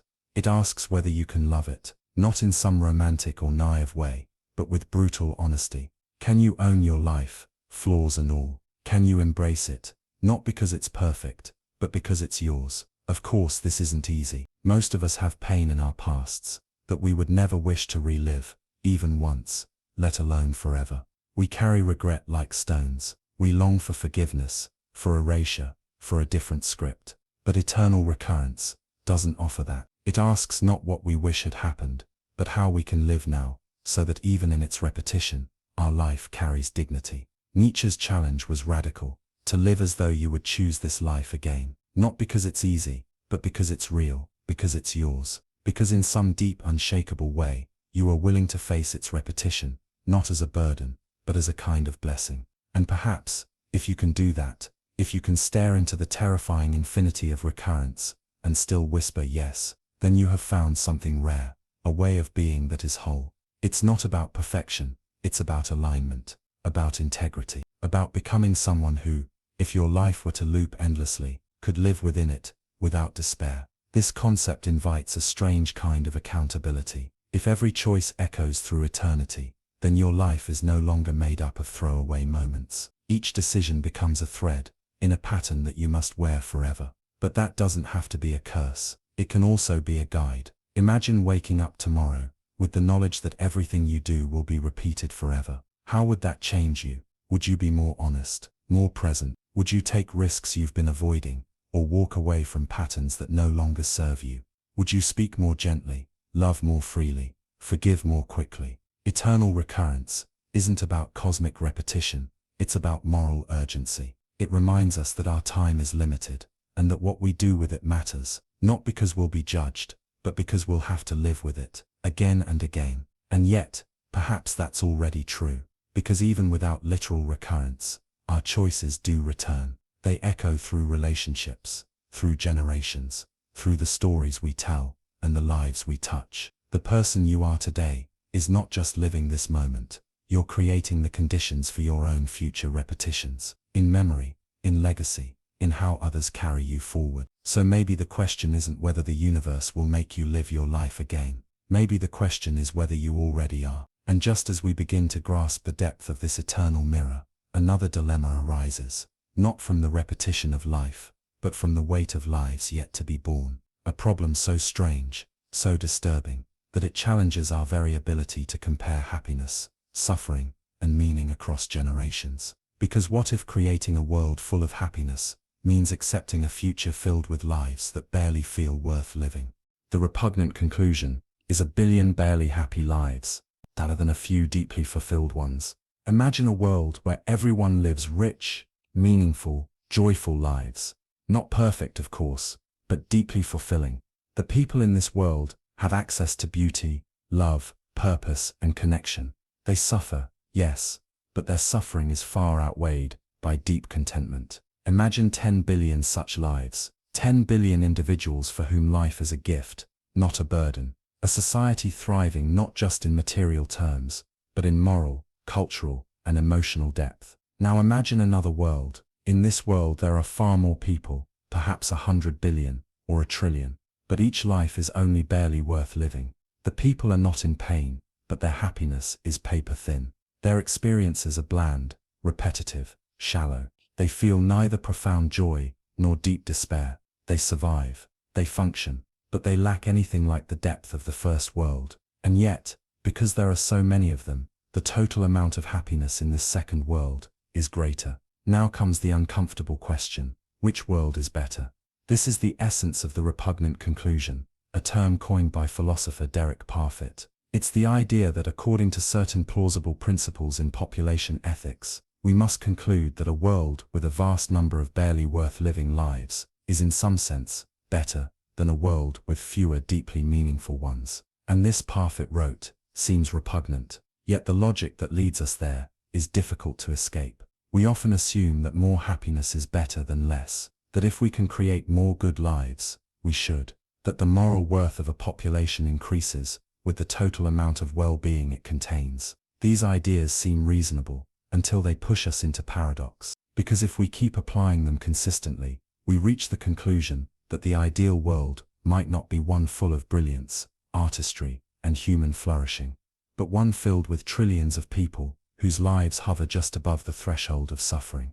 People who smile politely, eat tasteless meals, and never think too deeply. People whose lives are not bad, but just barely good enough to count. This idea feels wrong. It clashes with our moral intuitions. We don't want to believe that a billion flat, joyless lives could be preferable to a few lives of richness and meaning. But why? That's the puzzle. The repugnant conclusion forces us to confront the fragility of our moral frameworks when applied to large populations and long time scales. It reveals that the tools we use to measure well-being, utility, preference, satisfaction, happiness, can behave strangely when scaled up. In small numbers, we value quality. We prize the intensity and richness of experience. But when numbers grow large, quantity begins to overwhelm quality. 1 trillion faint pleasures can outweigh a few deep joys, mathematically, if not morally. The problem is not merely academic. It touches real-world decisions about the future of humanity. Should we aim to maximize population growth, as long as lives are good enough? Should we value creating new lives more than improving existing ones? Should we spread out across the stars, filling the galaxy with trillions of minimally happy humans? These are not questions we can avoid. As technology extends our capabilities, as space exploration becomes more feasible, as global fertility and longevity patterns shift, the moral calculus of population ethics becomes more than theory. It becomes policy.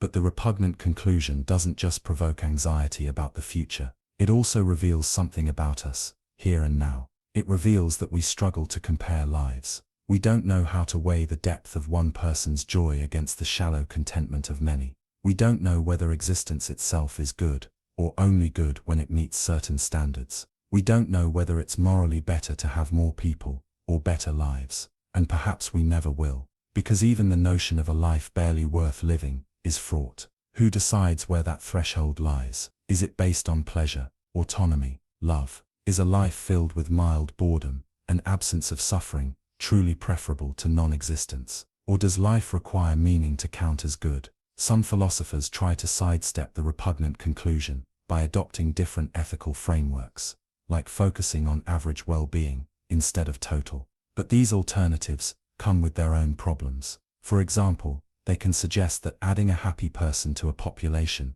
can make things worse if they lower the average happiness, even if no one is harmed. Other thinkers attempt to modify our intuitions, suggesting that perhaps the repugnant conclusion is only repugnant because we're emotionally biased toward quality over quantity. That in a cold, impartial view of morality, a trillion barely good lives do outweigh a few brilliant ones. But that answer, too, feels hollow, because deep down we sense that life is not merely about ticking the box of existence. It's about the texture of that existence, about what it feels like from the inside, about what it means to be. And this brings us to a deeper philosophical challenge.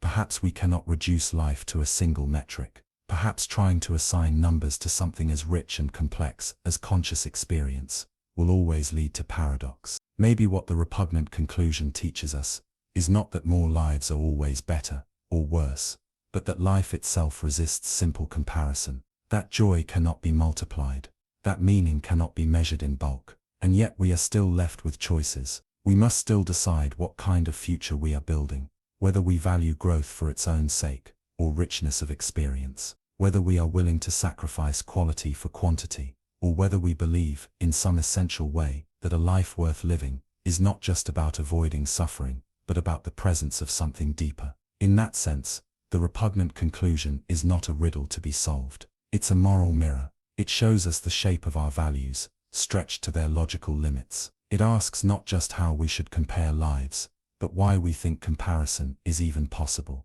And perhaps in that uncomfortable space, we find a new kind of wisdom. One that says the future is not just about more people, but about lives that shine, that feel, that matter. And just as we begin to accept this unsettling conclusion, a new kind of puzzle appears, one that moves from philosophy into the realm of communication. A thought experiment that reveals how even the most carefully coordinated efforts can collapse under the weight of uncertainty. Because when two people must act in perfect sync, but cannot trust that their messages have been received, what happens then? The two generals problem. When communication can never be certain. Imagine a battlefield. Two armies lie on opposite hills, separated by a valley. In that valley, the enemy is entrenched, powerful, alert, and ready to strike if either army attacks alone. The only hope for victory is a coordinated assault. Both armies must attack at exactly the same time. Anything less spells disaster. The generals, one leading each army, know this. They both want to attack. They both agree on the plan. But here's the problem. They can only communicate by sending messengers on foot across the valley. Messengers who may be captured, killed, or delayed. There is no radio, no instant connection, no guaranteed signal. So one general sends a message. We attack at dawn. The other receives it, but worries. What if the messenger never made it back? What if the first general doesn't know? I got the message. So he sends a reply. I received your message. Confirm that you know I got it. But then the same worry arises again. How do I know you received my confirmation? Should I send another? And so it goes. An infinite loop of doubt. This is the two generals problem. A thought experiment in communication theory and logic that demonstrates a fundamental truth. In some systems, especially when communication is unreliable, absolute certainty of coordination is impossible. Not because of incompetence or lack of desire, but because the very nature of the system forbids it. At first glance, it seems like a problem of war strategy, but it quickly becomes something more. A metaphor for every fragile connection between human minds. Every did they hear me? Every did they really know? I meant it. Every attempt to sync with another, in a world where perfect understanding is never guaranteed. In digital systems, the two generals problem becomes a technical limitation. Distributed computing, for instance, deals with similar issues. Can two computers agree on a course of action when they cannot perfectly verify each other's state? The answer, in certain conditions, is no. But beyond machines, the thought experiment echoes into human life, into relationships, diplomacy, trust, into every moment where you reach out to another person and wait, sometimes helplessly, for confirmation that you've been heard, understood, received. Because communication is never perfect, even in peaceful times, even in love. When you tell someone, I forgive you, or I love you, or I'm sorry, the words may reach their ears, but do they reach their heart? Do they carry the meaning you intended? And if you don't get a clear response, Do you truly know you've been understood, or are you just hoping? This is the emotional version of the two generals problem. We send out signals across the valley of other minds, but we can never be completely sure what was received, or how. Even when a message is echoed back, there's always the question, do they know, that they know? It sounds absurd, like a child's game of repeating knowledge. But this recursion of awareness is what trust is built on. Not just knowing, but knowing that the other knows. And knowing that they know you know. And yet we rarely have that luxury.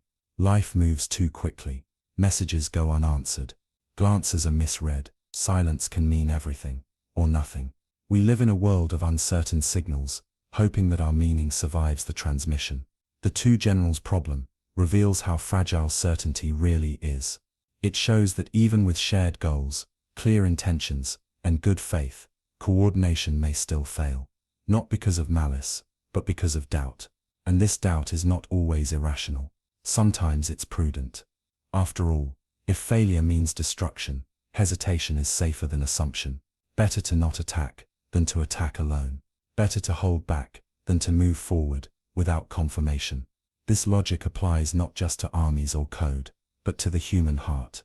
When you open up to someone, when you risk vulnerability, you're stepping into that valley. You're sending a messenger across terrain you cannot control. And even if the message arrives, even if the reply comes back, you may still wonder, should I say it again? Should I ask for more clarity? Should I trust? There is no final confirmation, only faith. And that's where the paradox cuts deepest. Because we crave certainty. We want to know that others are with us, that we're not alone in the valley. But life doesn't offer perfect confirmation. It only offers moments, imperfect, fleeting, beautiful, glimpses of connection, that we must decide whether to trust. The generals in their thought experiment may never find a solution. But we, as humans, do something strange. We act anyway. We attack at dawn, not because we're sure, but because trust is the only bridge we have. This is the emotional resolution to the two generals problem. We accept the risk, we send the message, we hope, and we live with the uncertainty. In this way, the thought experiment becomes less about failure and more about bravery. Not the bravery of soldiers, but the quiet courage of those who keep trying to connect, even when perfect communication is impossible. And maybe that's enough. Maybe we don't need certainty to move forward. Maybe we just need enough signals, enough hope, enough belief that the other side is trying too. Maybe that's what trust really is. Not the absence of doubt, but the decision to go on in spite of it. And just as we begin to accept this fragility of understanding, this imperfect dance of communication, a new puzzle emerges. A thought experiment that asks not how we communicate with others, but how we make decisions for ourselves. It's a scenario where you're offered a reward, a large sum, but the catch is this: you only receive it if you decide right now that you will take the money tomorrow, not today. The offer is real. The reward is tempting. But can your future self be trusted to follow through on a decision that by its nature becomes irrational the moment it's time to act? The Kavka's Toxin puzzle. Can you intend to do what you'll never actually do? Imagine a wealthy eccentric offers you a challenge. On the table in front of you is a vial of toxin. It's not deadly, but drinking it will make you violently ill for 24 hours. Nausea, fever, intense discomfort, but nothing permanent. Now here's the deal. If by midnight tonight, you form the intention to drink the toxin tomorrow, sincerely, genuinely, and with full conviction, you will receive a check for $1 million. You don't have to drink it to get the money. You just have to intend to drink it. If the intention is real, if it exists in your mind by midnight, the money is yours. After that, whether or not you drink the toxin is entirely up to you. It sounds easy. Just decide to do it. Tell yourself you'll drink the toxin tomorrow, collect the reward and go through with it. But then, a strange tension arises, because once midnight passes, and the money is safely yours, what reason do you have to actually drink the toxin? The pain is real, the reward is already secured. Why follow through? You might tell yourself, I'll do it anyway. I'm the kind of person who honors commitments. But remember, there's no contract, no penalty, no one will know, and most importantly, you already have the million. There's no rational incentive to go through with the unpleasant act. So your future self Tomorrow's version of you has every reason to not drink the toxin, and your present self knows this. Which raises the puzzle: can you now, in the present, form a genuine intention to do something that you know, tomorrow, you will have no reason to do? This is Kavka's Toxin puzzle, and on its surface, it seems like a simple trick of delayed gratification. But underneath, it touches something deeper, something about the nature of intention, belief, self-trust, and the fragility of human will. Because an intention is not just a thought, it's a commitment, a mental state that guides your future action. And yet, in this scenario, that intention becomes detached from motivation. It becomes a tool, a performance, for reward, rather than a reflection of your future behavior. And this raises a disturbing question: can you lie to yourself and believe it? If you try to convince yourself that you'll drink the toxin, even knowing that you won't, can that belief be sincere? Or does the very knowledge that you'll have no reason to follow through sabotage your ability to form the intention in the first place? We often imagine that we can choose our intentions as easily as we choose our words, but Kavka's puzzle suggests otherwise. It reveals that our minds are not perfectly obedient instruments, that our intentions are fragile constructs, subject to logic, self-awareness, and internal coherence. You can't simply will yourself to believe what you know to be unlikely, just as you can't choose to believe a lie you yourself created. And so, the paradox emerges: in order to earn the $1 million, you must form a genuine intention to do something that by the time it matters, you will almost certainly choose not to do. You must become a person who sincerely intends to do the irrational. This problem cuts across many domains: ethics, decision theory, psychology. It challenges the assumptions that underlie how we reason about time and selfhood. It shows that the unity of identity, the idea that I now, and I tomorrow, are the same coherent person, might be more fragmented than we assume. Because if your future self acts against your present intention, who is really in charge? We like to think of ourselves as single agents moving through time, but Kavka's puzzle reveals a dissonance, a temporal disintegration.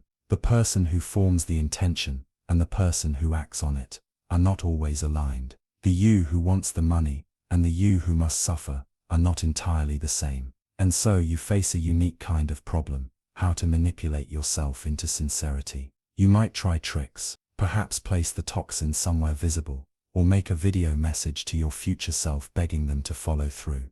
But will that be enough? Will your future self be bound by sentiment? Or will they, with a cool head and a full bank account, simply shrug and walk away? This puzzle doesn't just exist in thought experiments. Versions of it play out in real life all the time. You say you're going to start eating healthier, or quit smoking, or stop procrastinating. You make the plan, you form the intention. But when the moment comes, when the alarm rings or the cake appears, your future self shrugs. The motivation has evaporated. You meant it, in the moment, but meaning wasn't enough. This is Kavka's toxin in the real world. The gap between intention and action, between plan and execution, between who we want to be and who we are. And it raises an uncomfortable truth: sincerity isn't always enough. Sometimes, you truly intend to change. You're not lying to yourself. And yet, when the time comes, you fail. Because the will is not a single solid thing. It's a shifting balance of desires,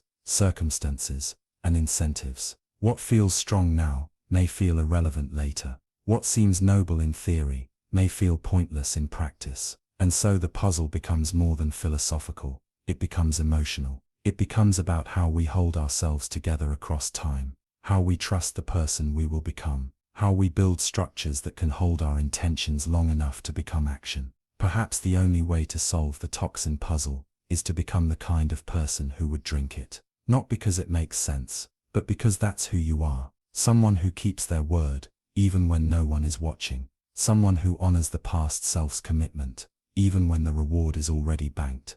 But even then, the logic resists. Because in the cold calculus of utility, drinking the toxin after you've been paid is still irrational. And if you know that, can you ever form the intention with sincerity? Perhaps not. Perhaps that's the point. Kavka's puzzle doesn't exist to be solved. It exists to expose the limits of rationality, to show that some intentions cannot be manufactured on command, that belief and behavior are entangled in ways that resist control. It invites us to see ourselves not as flawless decision makers, but as complex creatures, navigating the messy terrain of time, temptation, and trust. And maybe that's the real lesson, that we are not just thinkers but builders of habits, designers of incentives, architects of our own internal worlds. Because if we can't always trust our future selves to act as we would wish, then perhaps we must create lives, structures, routines, values, that help bridge the gap, that support the fragile thread of intention before it frays. And just as we begin to understand how difficult it is to move ourselves toward a future we can no longer control, another question surfaces, one that doesn't ask whether we can act, but whether we can feel, even in the face of fiction. Because next comes a paradox, where we cry for people we know aren't real, love stories that never happened, and mourn deaths that never occurred. The paradox of fictional emotions. Why do we cry for people who never existed? You're watching a film. The music swells. The camera lingers on a face filled with sorrow. A character you've grown to love is dying, perhaps sacrificing themselves, perhaps just fading away. Tears rise in your eyes. Your chest tightens. You feel grief. Or maybe it's a novel, a story told in quiet prose. You follow the arc of someone's life, someone who lives only in words. They struggle, they change, they fall in love, they lose everything. And somehow, when the final sentence ends, your heart aches. We laugh with fictional characters. We rage with them. We mourn them. Sometimes we carry them with us for years, like ghosts etched into our memory. But here's the question. Why? Why do we feel such strong emotions, real, visceral emotions, for people we know aren't real? Why does the death of a fictional character make us weep, while the death of a stranger in a distant place may leave us unmoved? This is the paradox of fictional emotions, a philosophical riddle that challenges our understanding of belief, emotion, imagination, and the human capacity to care. The paradox works like this. In order to feel genuine emotion, we typically must believe that something is true. When we engage with fiction, we know it is not true. We know the characters are imaginary. And yet we feel. So, how is it possible to grieve for someone we do not believe exists? It's not a question of intelligence. We aren't being fooled. We don't believe that Frodo, or Jane Eyre, or Darth Vader actually walked the earth. We don't leave the cinema thinking the actors died. But something about the experience of the story bypasses this knowledge. It invites us to feel anyway.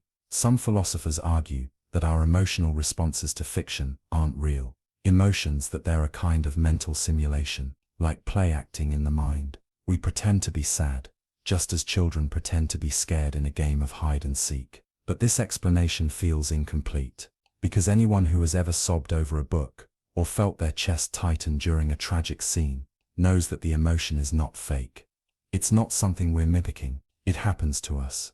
It grabs us, holds us, moves us. So perhaps our emotions don't always require belief. Perhaps what matters is not whether something is real, but whether we can imagine it vividly enough. When you read a story, or watch a film, your mind enters a kind of suspended state. You don't forget it's fiction, but you agree to bracket that knowledge. You say, in effect, I know this isn't real, but for now, I will treat it as if it is. This is sometimes called a willing suspension of disbelief, but it's deeper than that. It's not about believing the fiction, it's about engaging with it on its own terms. And when that engagement is strong enough, when the characters are richly drawn, the stakes are clear, and the emotions resonate, your body and brain react as if the events were real. Your heart races, tears fall, you feel empathy, even love. This ability is not a flaw, it's a feature of being human. Our minds evolved not just to survive, but to simulate, to imagine futures, predict outcomes, inhabit the perspectives of others. Fiction plugs into this simulation system. It gives us access to lives we'll never live, worlds we'll never visit, joys and sorrows we'll never otherwise encounter. And through this we expand, we grow, we learn compassion. That perhaps is the deeper purpose of fictional emotion. It trains us to care, it opens us to others. It teaches us that even imagined suffering can be meaningful, because the act of caring is real, even when the object is not. And yet the paradox remains, because it's still strange, deeply strange, that you might cry harder over the death of a fictional wizard than over the suffering of real people in the news. It raises uncomfortable questions about moral attention, emotional bias, and the boundaries of empathy. Should we feel guilty about this? Should we redirect our emotional energy away from stories and toward real-world causes? Or is it okay, perhaps even necessary, to sometimes let ourselves be swept away by imagined lives? Some argue that fiction offers a safe space for feeling, that it gives us emotional experiences without real-world consequences. We can cry, grieve, laugh, rage, without hurting anyone, without making irreversible choices. It's a kind of rehearsal for empathy, a way to practice being human. Others suggest that fiction offers a kind of symbolic truth. Even if the characters aren't real, their struggles often reflect real emotional patterns. A story about loss might echo your own. A character's redemption might mirror your deepest hopes. In this view, the emotions we feel are not for the characters per se, but for what they represent, what they awaken in us. And maybe that's the resolution to the paradox. Maybe it's not a contradiction to feel for what isn't real, because fiction reveals truth, even when it doesn't report it. It invites us into a shared human space, a mirror held up to the mind, a place where our inner world meets someone else's imagination. And in that meeting, something happens. We are moved, changed, even healed. Perhaps the most powerful emotions we feel for fictional characters are not about them at all. Perhaps they're about us. Our fears, our regrets, our longings. When we cry over the end of a story, we're also crying for the fragile beauty of our own lives, for all the things we can't hold on to, for all the stories we've lived, or wished we could. Fiction then becomes a kind of emotional mirror, one that reflects not reality as it is, but reality as we feel it. It shows us what matters, what hurts, what we cherish. And maybe that's why we cry. Because deep down we know that while the characters may not be real, the emotions they draw out are. And those emotions tether us to something larger, to the shared, often unspeakable truth of being human. So no, it is not irrational to grieve for the unreal. It is a sign of empathy, of imagination, of depth. It is a sign that stories matter. And just as we begin to settle into this truth, another paradox rises to meet us, one that turns the very idea of justice on its head. A scenario where a young man learns the law from his teacher, only to use that very knowledge against him. A trial of logic, debt, and contradiction. The paradox of the court. When justice devours itself long ago, in the heart of ancient Greece, a young man named Euathlus sought the wisdom of the law. He approached Protagoras, one of the most renowned legal minds of his time, and asked to become his student.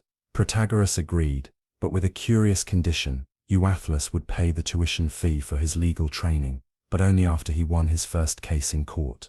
It was an unusual agreement, but it seemed fair. If Euathlus never practiced law, he wouldn't have to pay. If he did, and won, then Protagoras would receive his rightful compensation. So the lessons began.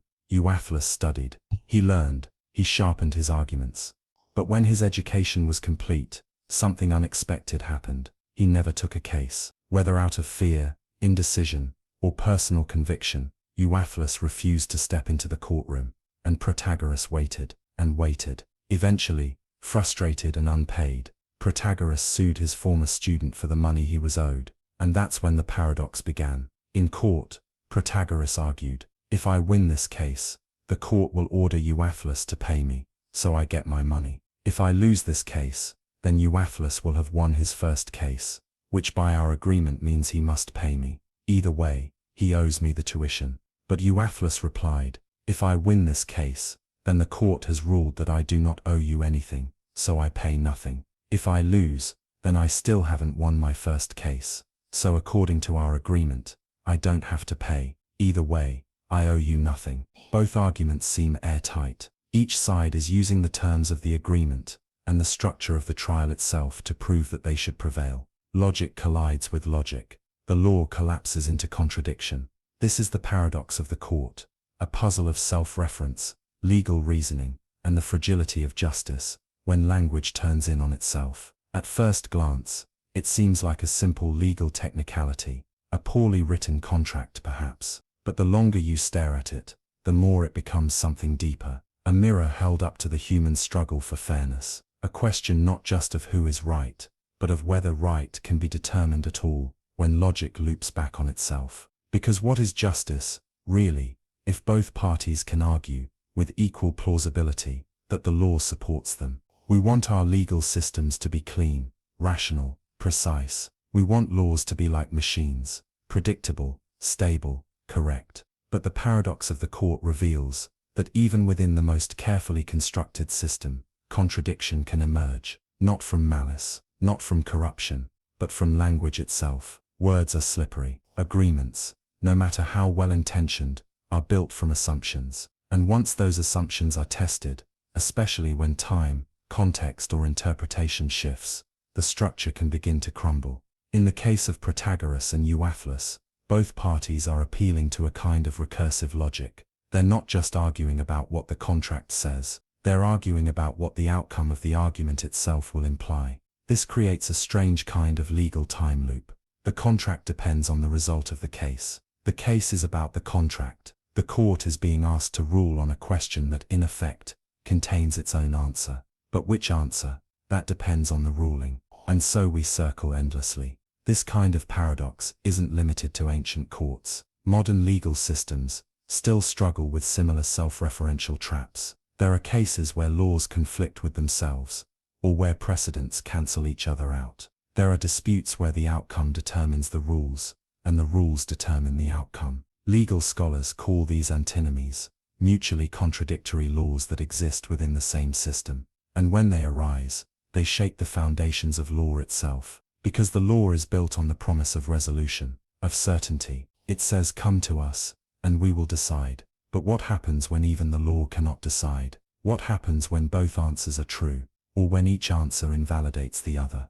These questions don't just haunt the courtroom, they haunt the human mind.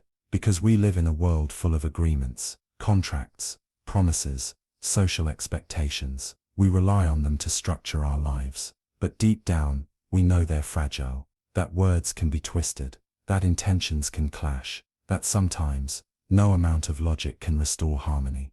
The paradox of the court becomes then a symbol, a parable about the limits of reason, about the cracks that form when rules try to govern reality too tightly, about the places where structure breaks down, and the only thing left is ambiguity. And perhaps that's what makes it so enduring. Not just the cleverness of the puzzle, but the unease it leaves behind. Because we want justice to be objective. We want right and wrong to be clear.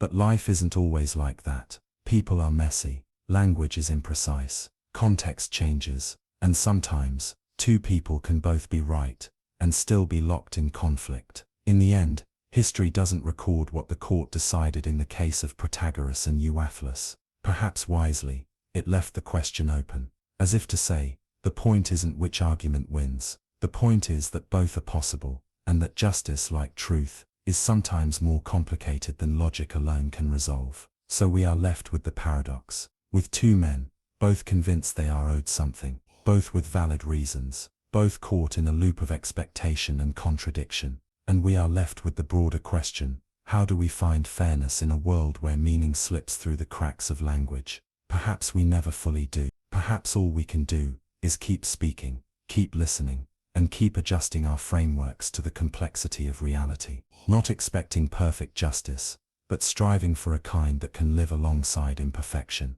And just when we begin to accept this unsettling truth, we are handed another question, one that isn't about justice, but about perception, a puzzle born not in courtrooms, but in the dark, silent corridors of the mind. Because what if you were born blind, and then one day gained sight? Could you look at a cube and recognize it by touch alone?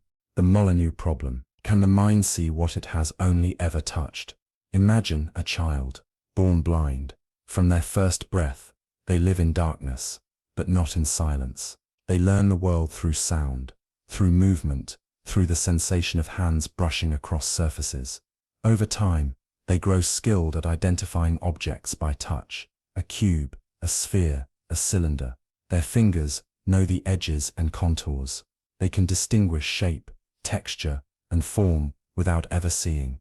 Now imagine that one day, thanks to a medical breakthrough, this child is given sight. For the first time, light floods their world, shapes, colors, shadows, vision, raw and overwhelming. And in that moment, a question arises, one posed centuries ago by the philosopher William Molyneux. Would the child, upon seeing a cube and a sphere, be able to say which was which, purely by sight, without touching them. It seems simple. After all, they've known these objects for years. They can identify them blindfolded. But now, stripped of touch, can their brain connect the visual image with the tactile memory?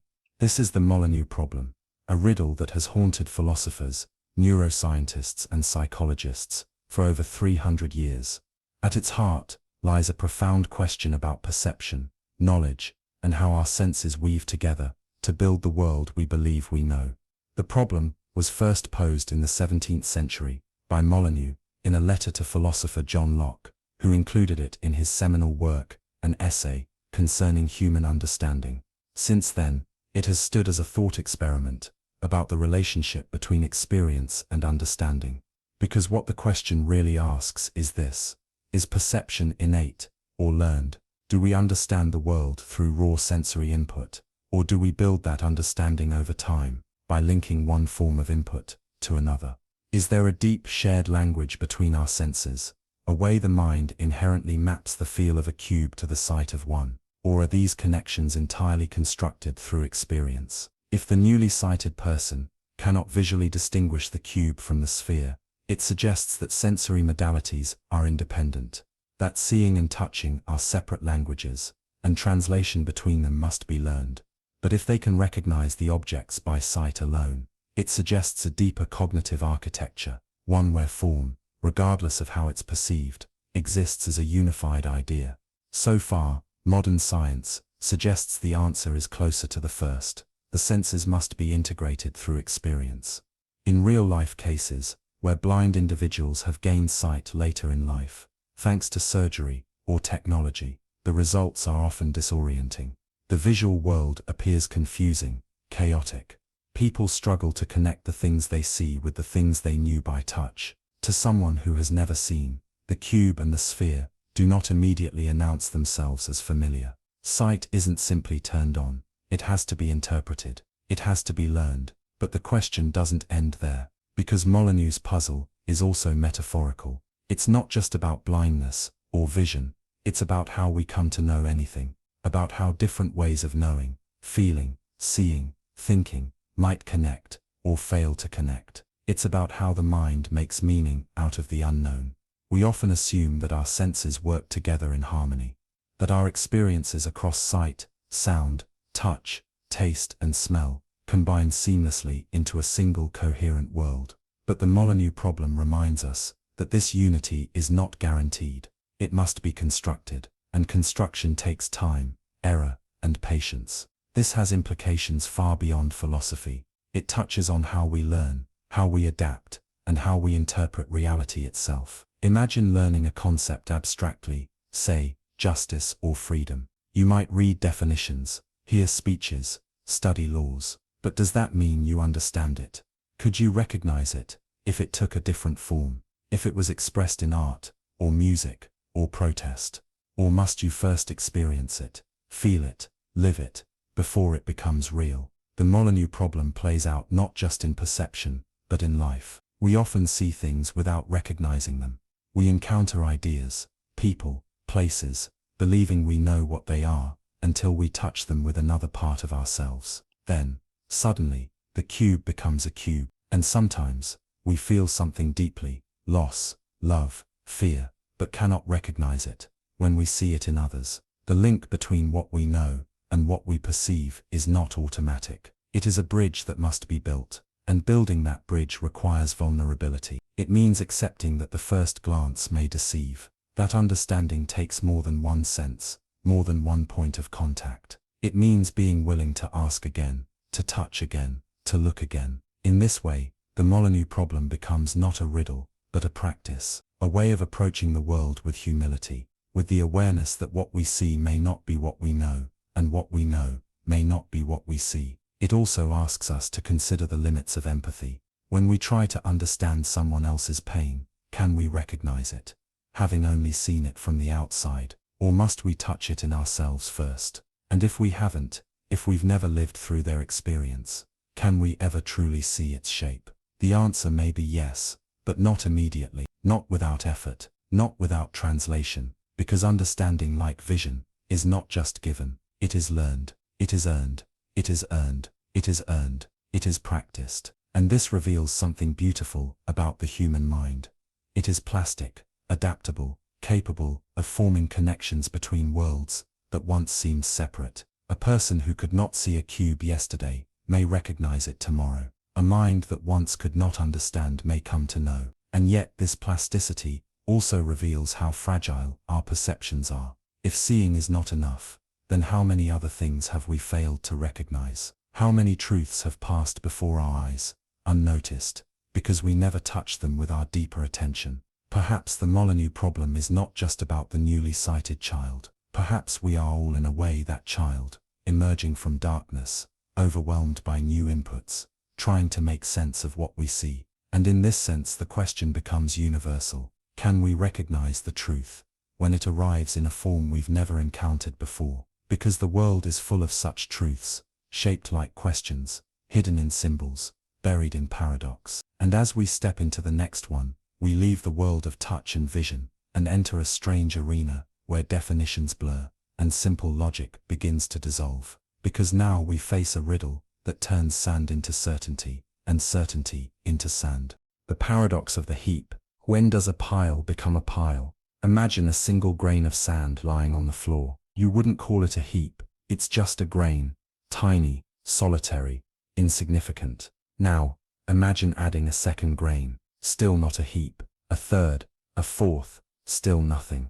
You keep going. 5, 10, 20. At what point does this collection of grains become something more? When does it become a heap? Is it when you reach 100 grains, 1,000? Now imagine the reverse. You have a large, undeniable heap of sand, thousands of grains piled high. You remove one grain. Surely, it's still a heap. You remove another, still a heap. One more. Again, no change. But what happens if you keep removing grains, one by one? At what exact point does it stop being a heap? This is the Sorites paradox, also known as the paradox of the heap, an ancient philosophical riddle that exposes the instability of vague concepts. Its name comes from the Greek word Sorites, meaning heap, and it was first recorded by the philosopher Eubulides of Miletus over 2,000 years ago. On the surface, the paradox appears almost childish, but beneath its simplicity lies a deep and disturbing truth. Much of the way we understand the world relies on concepts that have no clear boundaries, and yet, we act as if they do. The paradox works like a slow erosion of certainty. It forces you to acknowledge that the things you take for granted, words like tall, rich, old, bald, or heap, are built not on sharp lines, but on shifting sands. And when you try to define them precisely, they slip through your fingers. Take baldness. Is a man with no hairs bald? Clearly. Is a man with one hair bald? Probably. What about 2, 3? At what point is he not bald? The exact line is impossible to draw, and yet we still use the word. We say, he's bald, or she's rich. That's a big crowd, as if these were objective categories. But they're not. They're fuzzy, context-dependent, relative. And that fuzziness becomes a problem when you try to reason with perfect logic. Because logic demands clarity. It thrives on binary distinctions, true or false, yes or no, heap or not heap. But the real world doesn't play by those rules. It gives us spectra, gradients, ambiguities. This conflict between language and logic, between precision and vagueness, is what makes the Sorites paradox so powerful. It's not just about sand. It's about everything we try to describe that doesn't come with a built-in measuring stick. How many lies make someone a liar? How much money makes someone rich? How much suffering is enough to say a life is not worth living? The answers, if they exist at all, are not fixed. They shift, depending on context, culture, perspective. And yet, we build laws, policies, moral codes, and entire societies on the assumption that categories are real, and boundaries are knowable. But there is a clear difference between legal and illegal, right and wrong, alive and dead.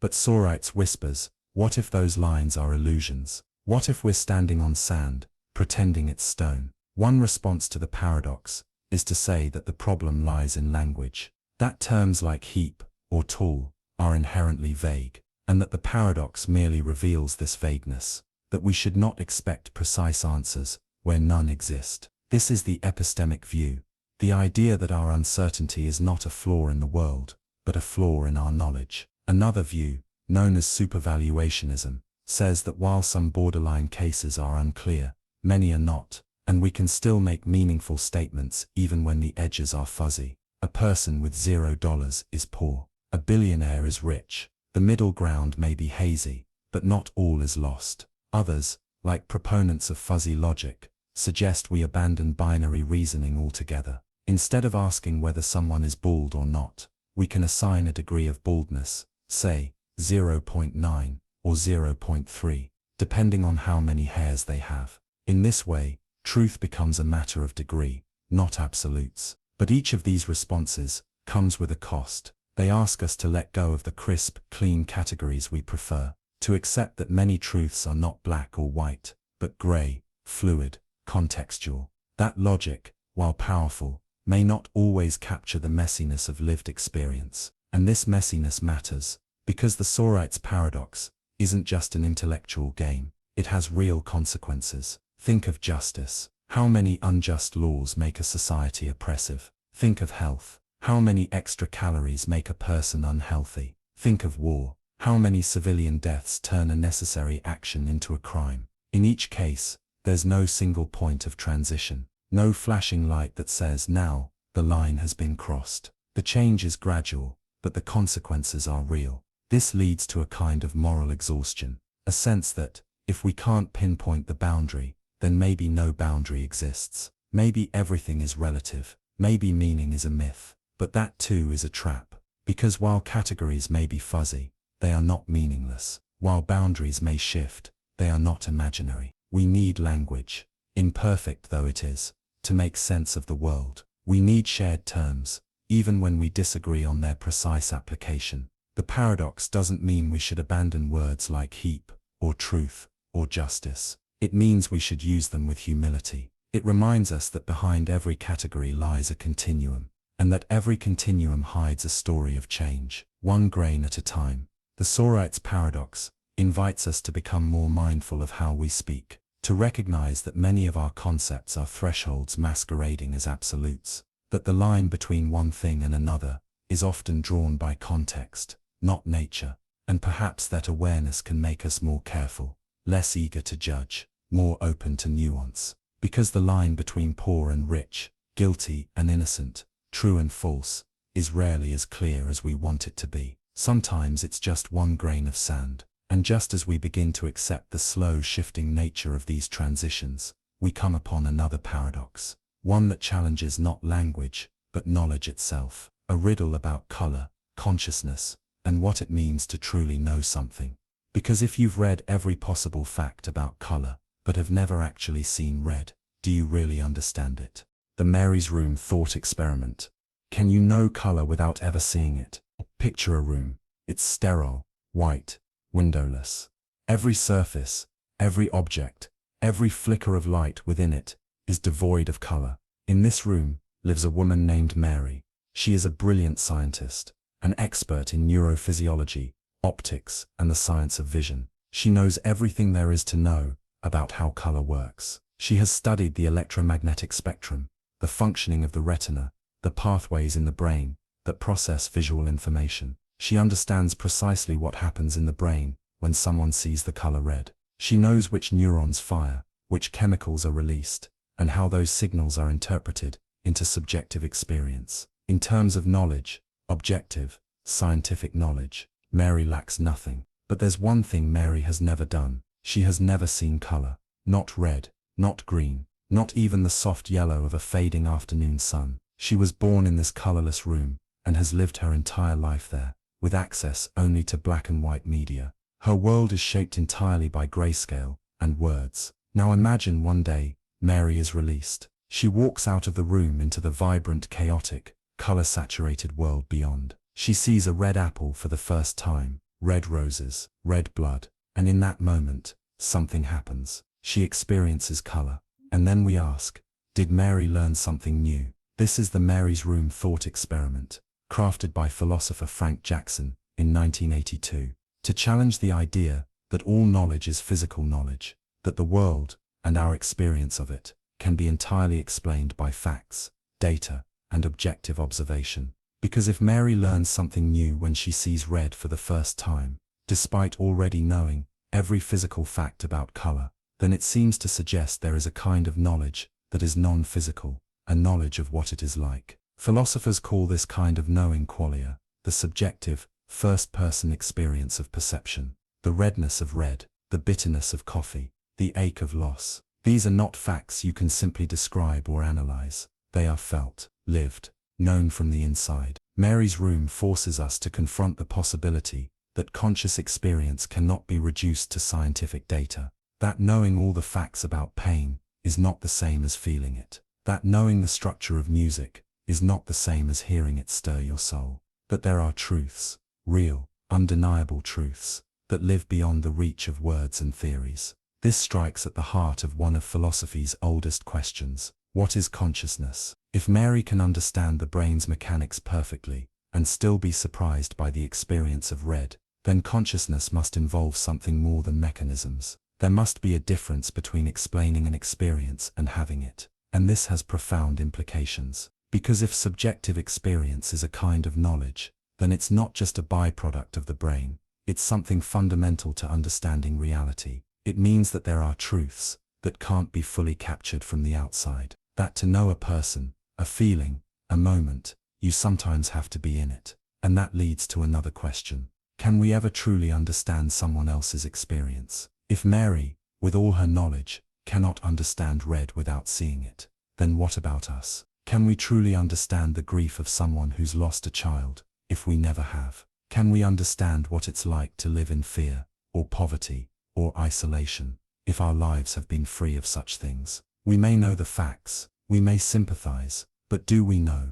The Mary's Room thought experiment challenges our assumptions about empathy, understanding, and the limits of reason. It asks us to recognize that some things must be felt to be known, and it asks us to consider how much of life's richness exists outside the domain of analysis. In science, we strive to make the subjective objective, to translate experience into data. This project has brought us medicine, technology, insight. But Mary reminds us that no amount of external knowledge can replace internal perspective, that knowing how something works is not the same as knowing how it feels. And that's important, not just for philosophers, but for anyone trying to live well. Because we often treat life as a puzzle to be solved, rather than a mystery to be entered. We try to understand love, grief, beauty, through definition, through reason, through control. But these things are not problems to conquer, they are experiences to live through. And Mary teaches us that until we step outside the walls of our own mental room, we may not fully grasp what others have known all along. But there's another side to this thought experiment. What if Mary doesn't learn anything new? What if all her knowledge does include the experience of red? What if her surprise is emotional, but not cognitive? Some philosophers argue this, that Mary's first vision of red is simply a new mental way of accessing information she already had. That her reaction doesn't prove the existence of non-physical knowledge, but only illustrates the complexity of memory and imagination. Yet this answer feels hollow, because even if Mary could describe red perfectly, draw its wavelength, explain its effects, there's still a chasm between description and experience. And that chasm is what makes life what it is. It's what separates the poem from the dictionary, the kiss from the biology textbook, the moment you hold a newborn in your arms from everything you ever read about parenthood.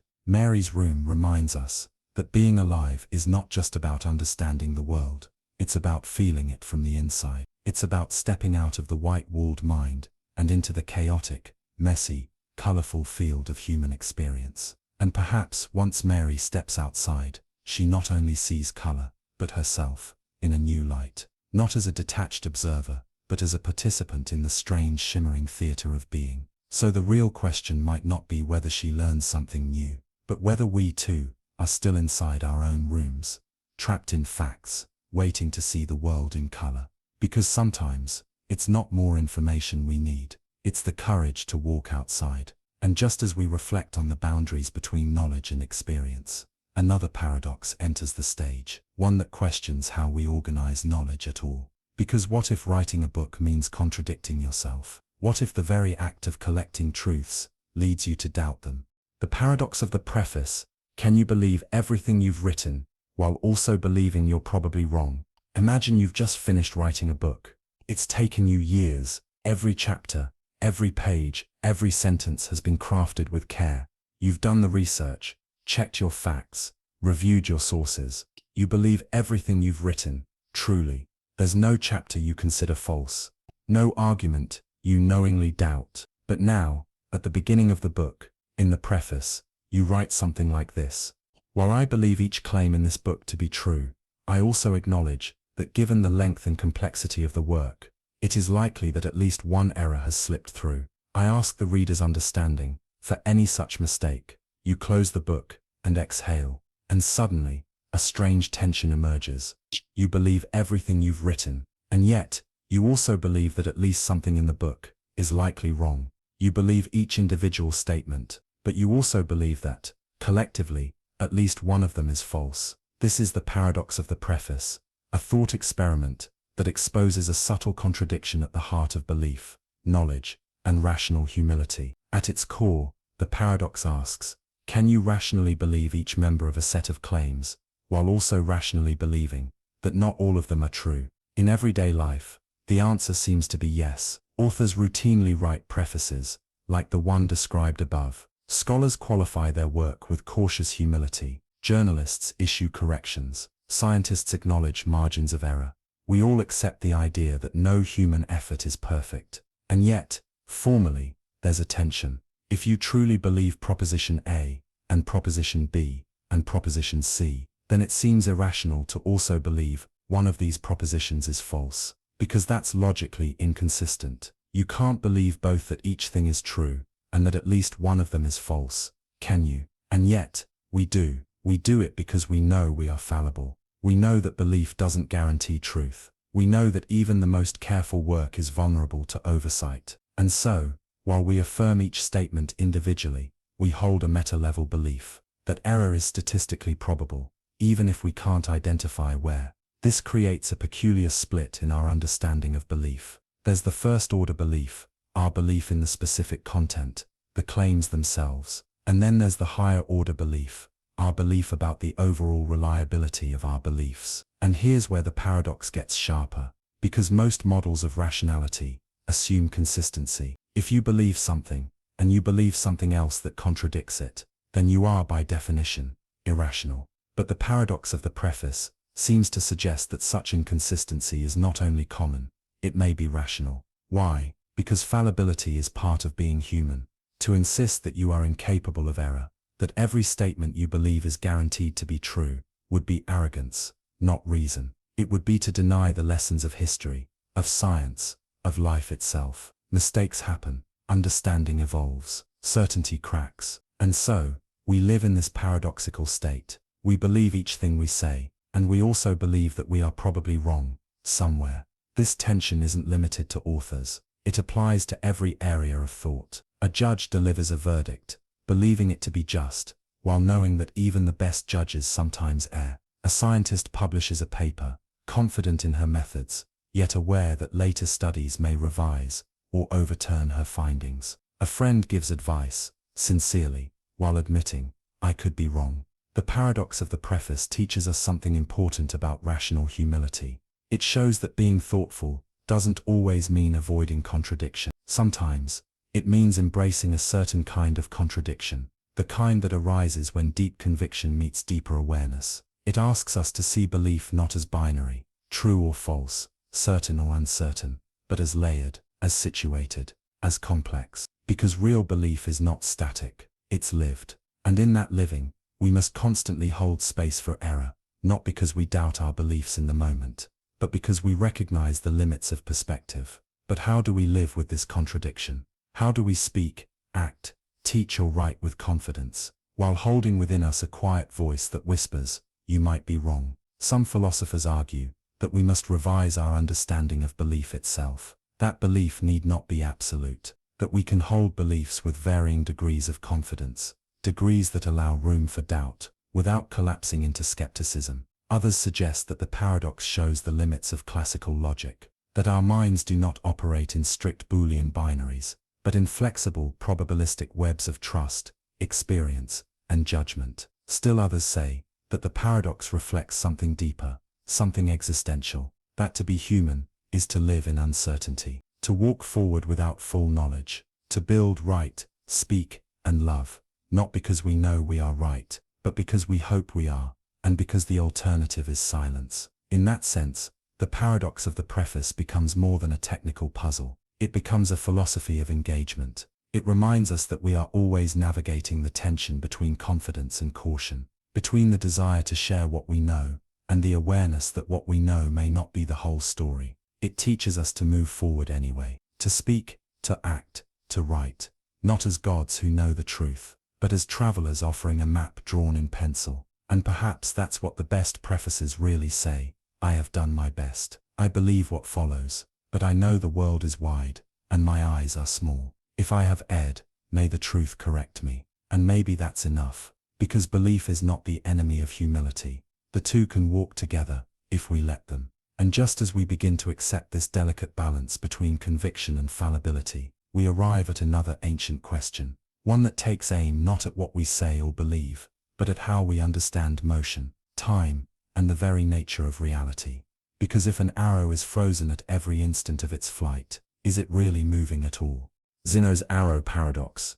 Can motion exist if every instant is still? Picture an arrow in flight. It's been loosed from the bow and arcs across the sky, slicing through the air toward its target. But now imagine pressing pause on the universe. Freeze time at a single instant. The arrow is no longer flying. It's suspended, motionless. It occupies a fixed space. It is, in that moment, perfectly still. Now imagine doing this for every instant of the arrow's flight. Slice time into infinitely many pieces, each one frozen like a frame of a film. In every single one of those moments, the arrow is not moving. It's simply being at a location. If time is composed entirely of such instants, and in each instant the arrow does not move, then where exactly is the motion? This is Zeno's arrow paradox, one of the ancient paradoxes proposed by the Greek philosopher Zeno of Elea in the 5th century BCE. On the surface, it seems like a logical trick, but underneath, it asks a profound and unsettling question. How is motion even possible? Zeno's argument hinges on the idea that if time is made of indivisible instants, discrete static points, then motion cannot occur during any of them. And if motion doesn't happen in the instants, then when does it happen? You can't accumulate a million moments of stillness and expect them to suddenly become movement. So how, then, does anything move? To understand how strange this really is, consider how we normally describe motion. We say something moves if it changes position over time. But if we reduce time to its smallest possible pieces, moments that contain no duration, then in each moment, the object hasn't moved. It has no time to move. It merely exists. Motion, it seems, has vanished. Zeno's arrow throws us into a deep philosophical trap. Can a sequence of frozen snapshots ever add up to movement? It's tempting to say yes. After all, we experience motion every day. We walk, run, throw, drive, fall. We don't feel like we're just a series of static poses in some cosmic flipbook. But Zeno's point is not about our experience. It's about what our assumptions imply. If everything is still in each instant, then motion must be an illusion. If not, if motion is real, then our understanding of time, of space, or of both, must be flawed. Over the centuries, many have attempted to resolve Zeno's paradoxes using the tools of mathematics. With the development of calculus, particularly in the work of Newton and Leibniz, came the concept of the limit, a way of handling infinitely small divisions. Calculus shows that an infinite number of tiny changes can sum to a finite total. That even if motion isn't occurring in any single instant, it emerges across them as a smooth, continuous transformation. This explanation satisfied many. The paradox, they said, was resolved. But others weren't convinced, because calculus may explain how to measure motion, but it doesn't explain what motion is. It gives us formulas, not intuitions. It works, yes, but it doesn't always feel like it answers the question. especially when the question is not mathematical, but metaphysical. Zeno's arrow doesn't ask how do we calculate velocity. It asks what is change, and deeper still, what is time? If time is truly a sequence of still frames, a kind of cosmic film strip, then are we just illusions of movement playing through those frames? Or is time itself continuous, an unbroken flow in which motion is real, not merely apparent? This touches the foundations of physics too. In quantum mechanics, time behaves strangely. In relativity, it's woven together with space into a four-dimensional fabric, and in some speculative theories, time may not be fundamental at all, just an emergent property of deeper timeless processes. But regardless of what physics says, Zeno's question haunts us on another level, a human level, because we experience time, not as instants, but as flow. We don't live in snapshots, we live in motion, breath to breath, moment to moment. Our identities are not located in any single point in time, but in the continuity that carries us forward.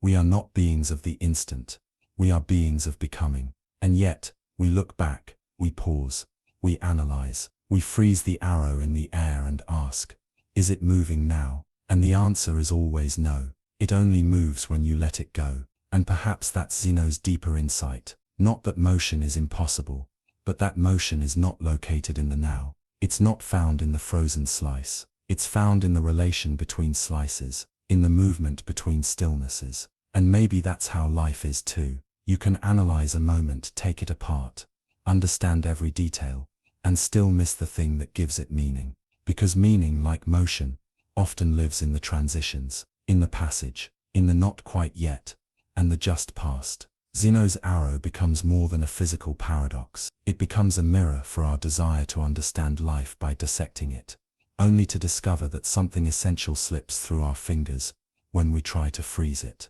Think of love. You can analyze a relationship moment by moment, dissecting gestures and words, but the love isn't in the moments, it's in the movement between them. Think of grief. It's not a single feeling, held still. It's a process, a series of shifts and returns, a wave that can't be seen if time is paused. Think of identity. You at this instant are not who you were, and yet, you are not someone else. You are the sum of your movement through time.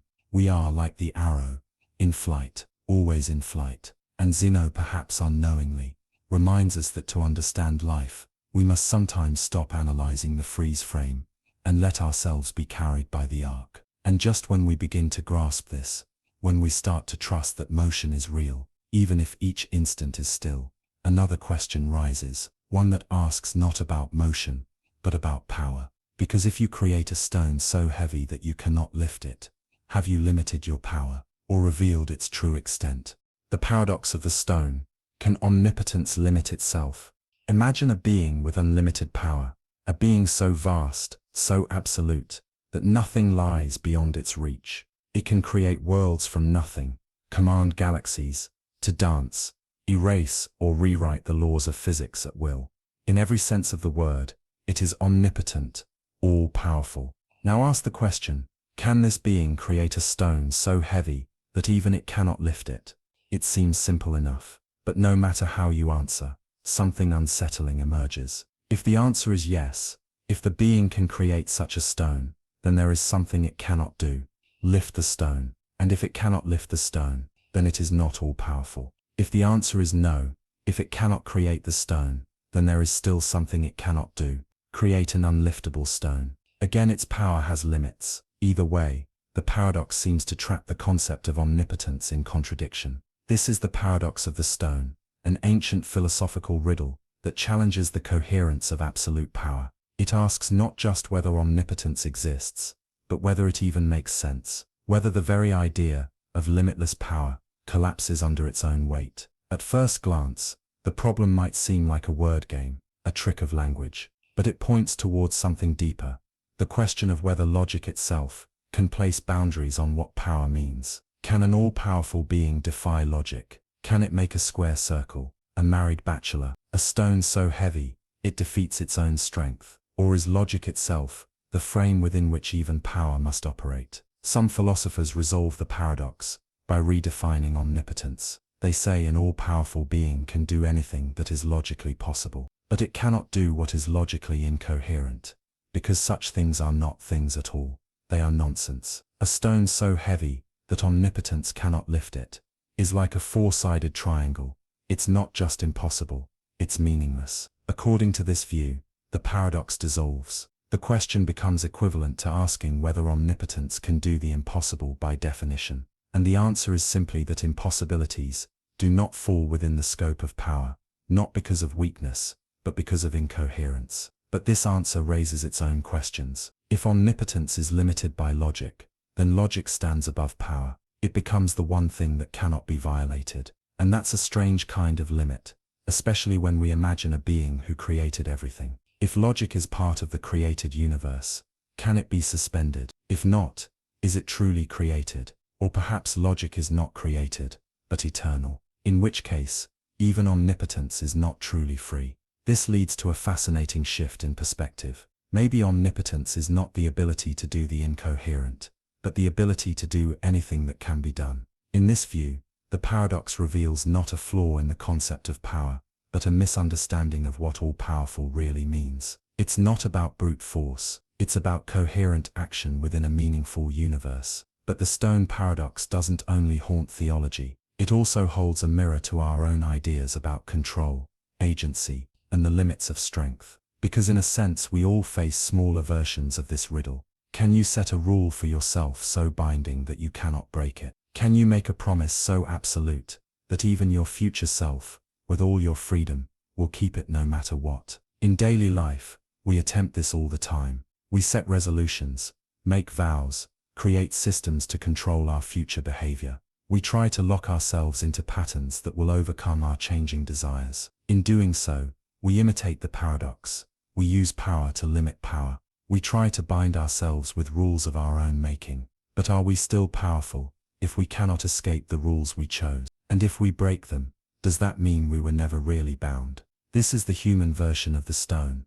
Can freedom restrain itself and remain freedom? It's a question that applies to morality as well. Consider a person who refuses to commit an evil act, even though they technically could. Is their refusal a sign of weakness, or of the highest kind of strength? In the same way, perhaps an omnipotent being could lift every stone, but chooses not to create one it cannot lift, because doing so is absurd, or unnecessary, or beneath its nature.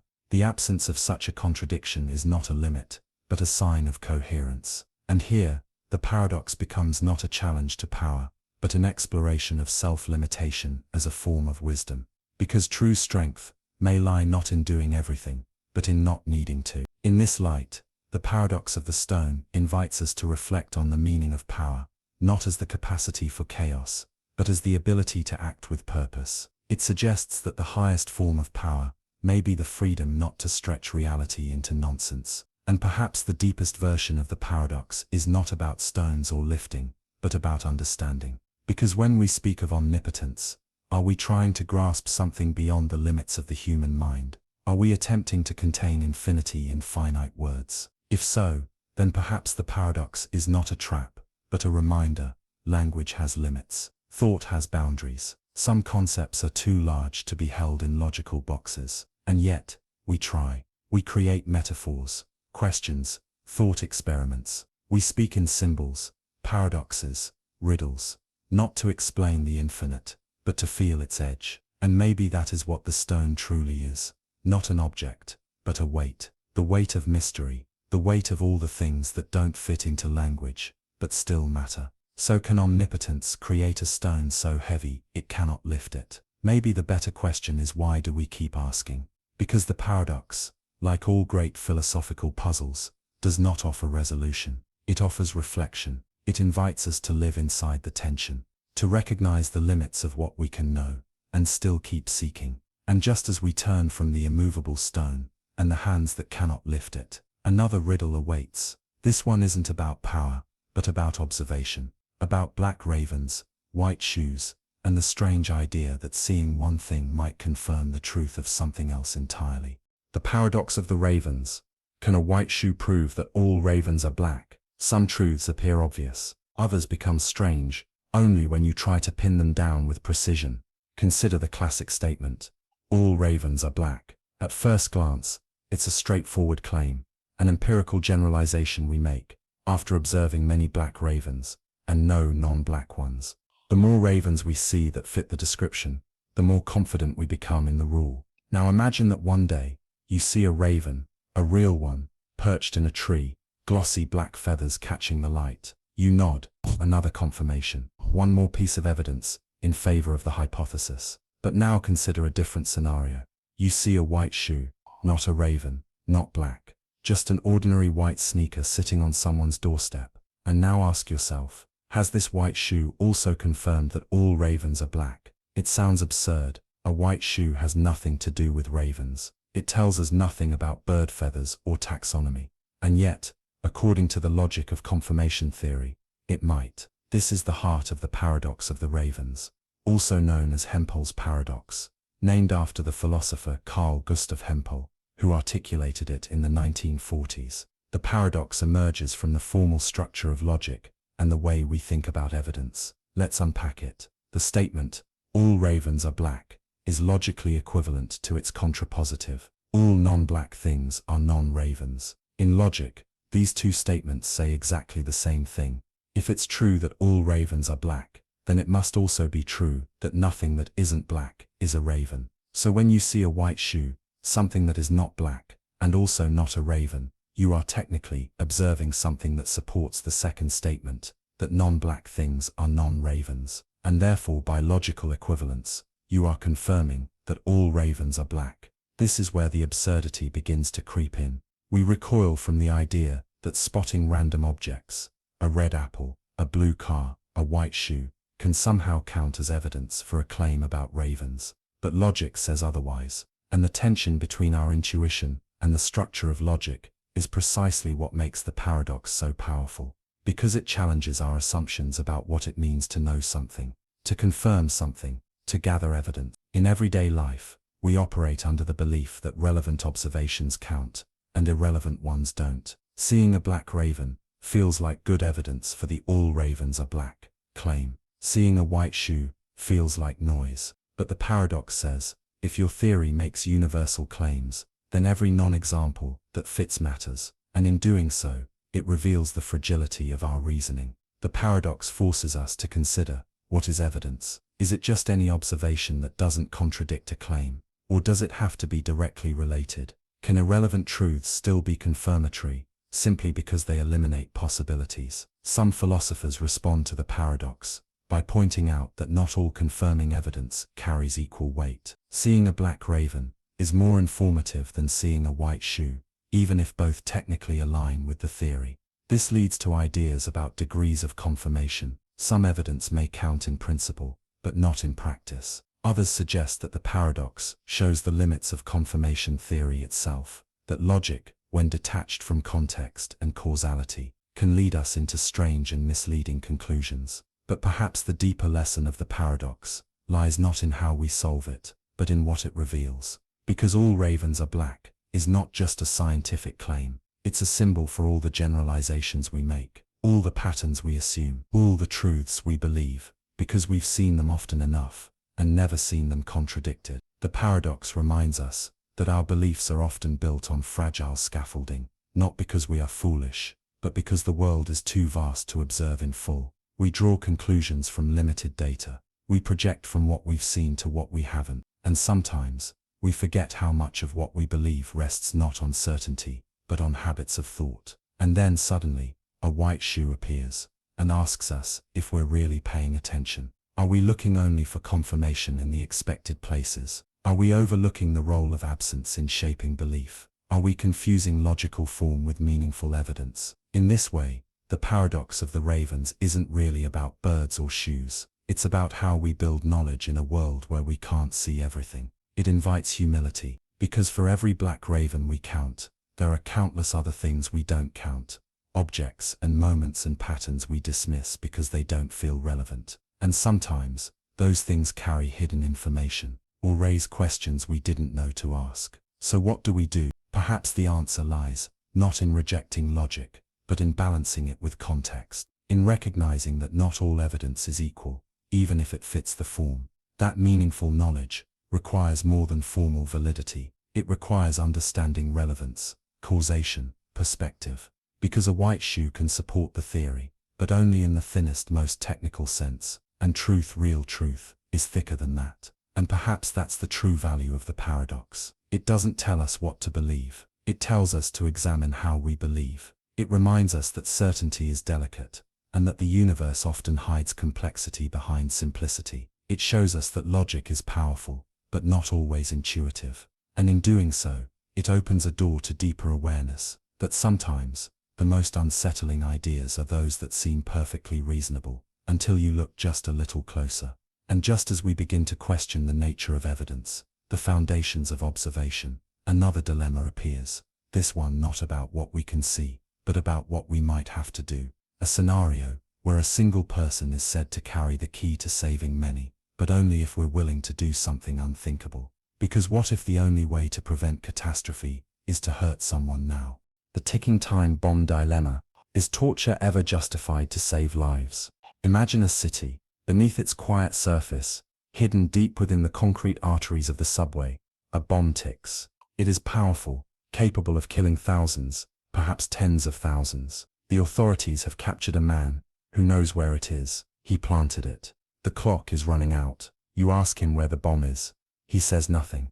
The minutes vanish, like smoke. Evacuation is impossible. The only hope is getting the man to talk. And the only way to do that, they say, is to hurt him. So the question rises, sharp and immediate, is it morally justifiable to torture one person in order to save many others? This is the ticking time bomb dilemma, a thought experiment that drags us into one of the most uncomfortable intersections of ethics, law, and human emotion. It confronts us with a terrible calculus.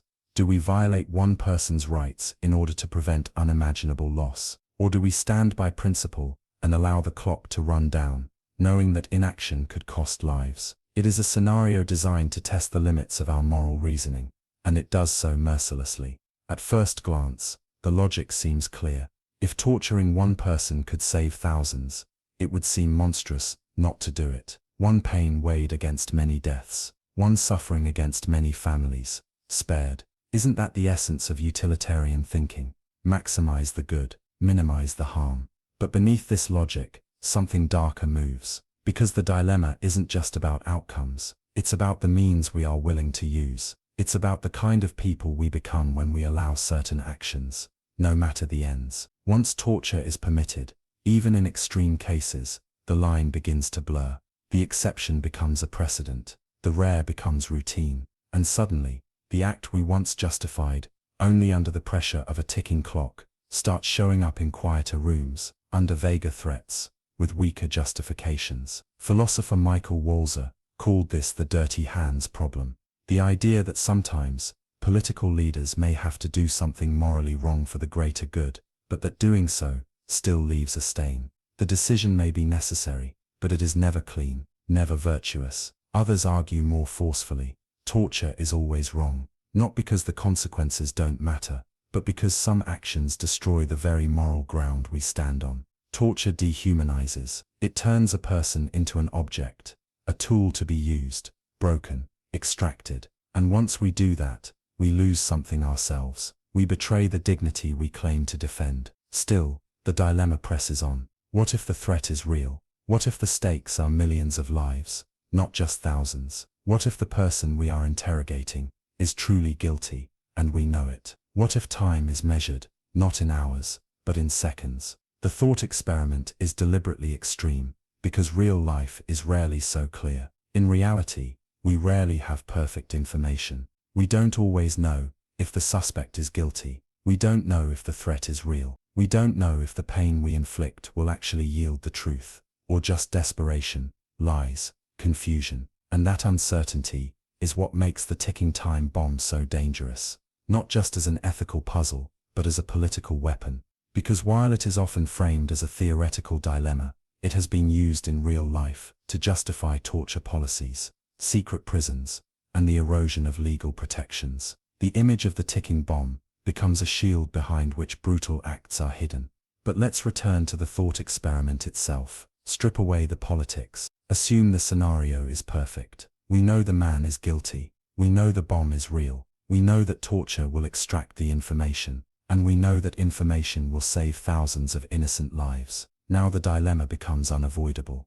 Do we do what is effective, or do we do what is right? Or are those the same? This is where ethical theories clash. Utilitarians say, yes, torture him. The suffering of one cannot outweigh the lives of many. Even if it feels wrong, the math is clear. Morality is about outcomes, and in this case, the outcome demands action. Deontologists respond, no, never.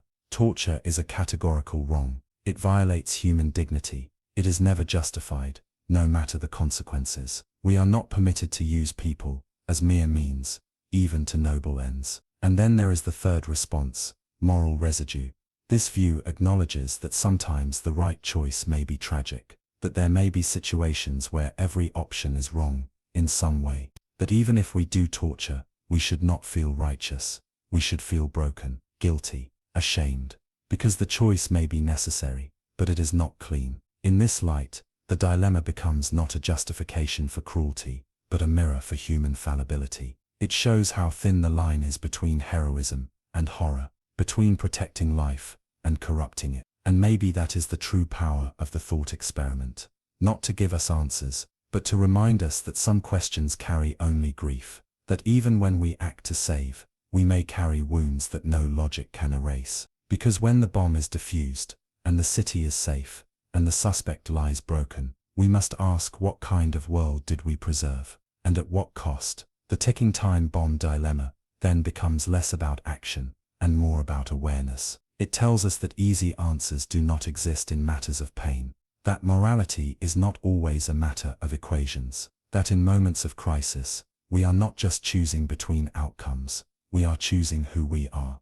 And sometimes, in the rush to prevent disaster, we may plant different kinds of bombs, not of fire, but of principle, explosions that go off slowly, silently, deep within the structures of our conscience. And just as we begin to reflect on the moral weight of these impossible choices, another ancient question appears, one that turns the very nature of reality into a dream. A question that asks not what we must do, but what we can trust. Because if all your senses can be deceived, if every waking moment could be a dream, how can you ever know that what you experience is real? The dream argument. What if everything you know is a dream? You open your eyes, the world greets you, light pours in, sounds surround you, the warmth of a cup in your hands, the voice of someone you love, the quiet pressure of your feet against the floor. All of it tells you this is real. But pause. How do you know? What if you are dreaming? This is the dream argument, most famously posed by René Descartes in the 17th century, though it stretches back far earlier, into the musings of ancient philosophers in both Eastern and Western traditions. It is a riddle that begins with a simple question. How can we ever be certain that we are awake? We've all had dreams that felt vivid, coherent, convincing, dreams where we believed, without question, that we were awake, dreams in which the laws of nature bent, but we didn't notice. We ran from impossible dangers, we spoke with the dead, we flew, and none of it struck us as strange, until we woke up. And when we did, the world of the dream vanished like mist. What felt so real was revealed to be unreal, a fiction produced entirely within the mind. So what about now? What if this too is a dream? Descartes used this question as the foundation for his method of radical doubt. He wanted to peel away every belief that could possibly be false. If there was even the smallest chance that something might be doubted, he cast it aside. And what he found was that our senses, touch, taste, sound, sight, could all be deceived. Dreams had proved that. So if there is no definitive test, no infallible way to distinguish waking from dreaming, then how can we ever know that the world we are in now is real? The power of this argument lies not in providing an answer, but in destabilizing certainty. It forces us to confront the fact that many of our most foundational beliefs about the external world, about time, about other people, rest on trust in our perceptions. And those perceptions have deceived us before. What if they're doing it now? This question is more than a philosophical trick. It cuts to the heart of consciousness itself. Because when you dream, there is still a you, a point of awareness, an I, that sees and moves and feels. The self persists, even when the world does not. So is there any real difference between dreaming and waking? if both are experiences, and both are believed while they're happening? One common response is to say that dreams are less coherent, less stable, that they shift, flicker, change, that reality is more consistent, more rule-bound. But that's only true in hindsight. Within the dream, coherence often holds. We don't question the physics, the identities, the impossible geography. The dream is the reality, until it isn't. And what if we never wake up? Philosophers, poets, and mystics have long wondered whether all of life might be a kind of dream. The Taoist philosopher Zhuangzi famously wrote of dreaming he was a butterfly, only to awaken and wonder if he was truly a man who had dreamed of being a butterfly, or a butterfly dreaming of being a man. The lines blur. The dream argument does not try to convince us that we are dreaming. It simply removes the certainty that we are not. It opens a space of doubt, a space where we must consider, what does real mean, if experience is all we ever have? This leads to unsettling possibilities. If the world we know is a dream, then all the people we love, all the pain we've felt, all the truths we've held, are part of that dream, constructed within a mind, perhaps yours, perhaps shared. And if we can't trust experience to prove reality, then what is left? Descartes found one answer: cogito, ergo sum. I think, therefore I am. Even if I am dreaming, even if all else is illusion, there is still something that is, something that experiences, questions, reflects. The very act of doubting confirms the existence of the doubter. But beyond that single certainty, the world remains misty.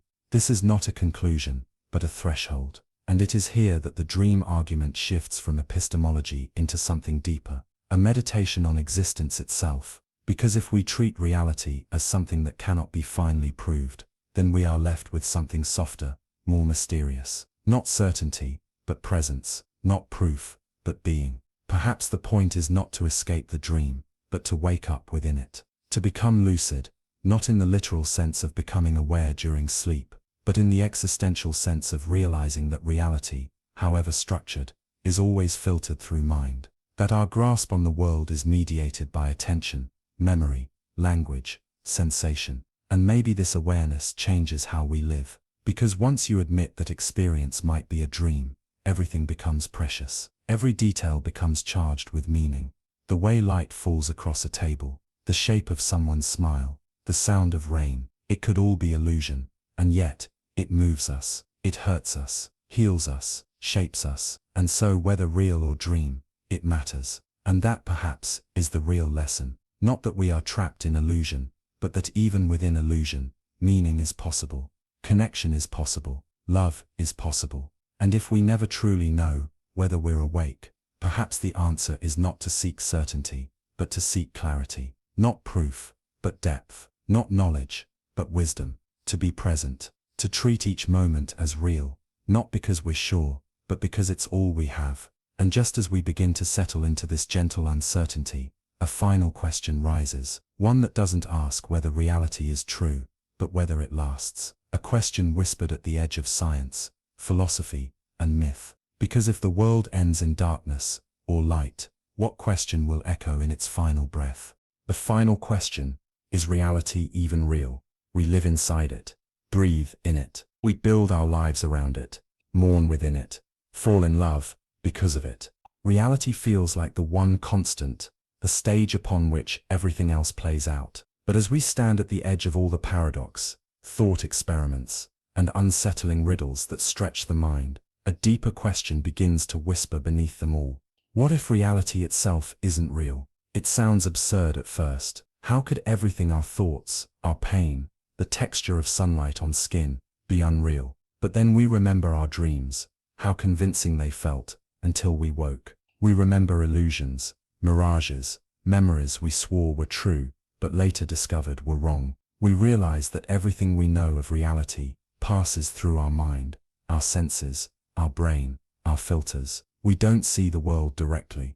We see a model of it, an internal rendering. So what lies behind that model? Descartes once asked this, wondering if some malicious force might be deceiving him. Today, others pose the same question with different language. What if we're living in a simulation? What if our world is information running on some unknown processor? What if everything we touch, taste, and remember is no more real than pixels on a screen. Philosophers have long debated this. Some insist that if we feel it, if we suffer through it, then it is real enough. Others argue that if we cannot know what lies beneath our perception, if there is no access to a world beyond experience, then reality is a kind of persistent illusion. Science doesn't resolve it. Quantum physics shows us a world where observation alters outcome, where certainty dissolves at the smallest scales. Neuroscience tells us our brains can conjure sensations and beliefs with no external cause. And all the while, experience continues,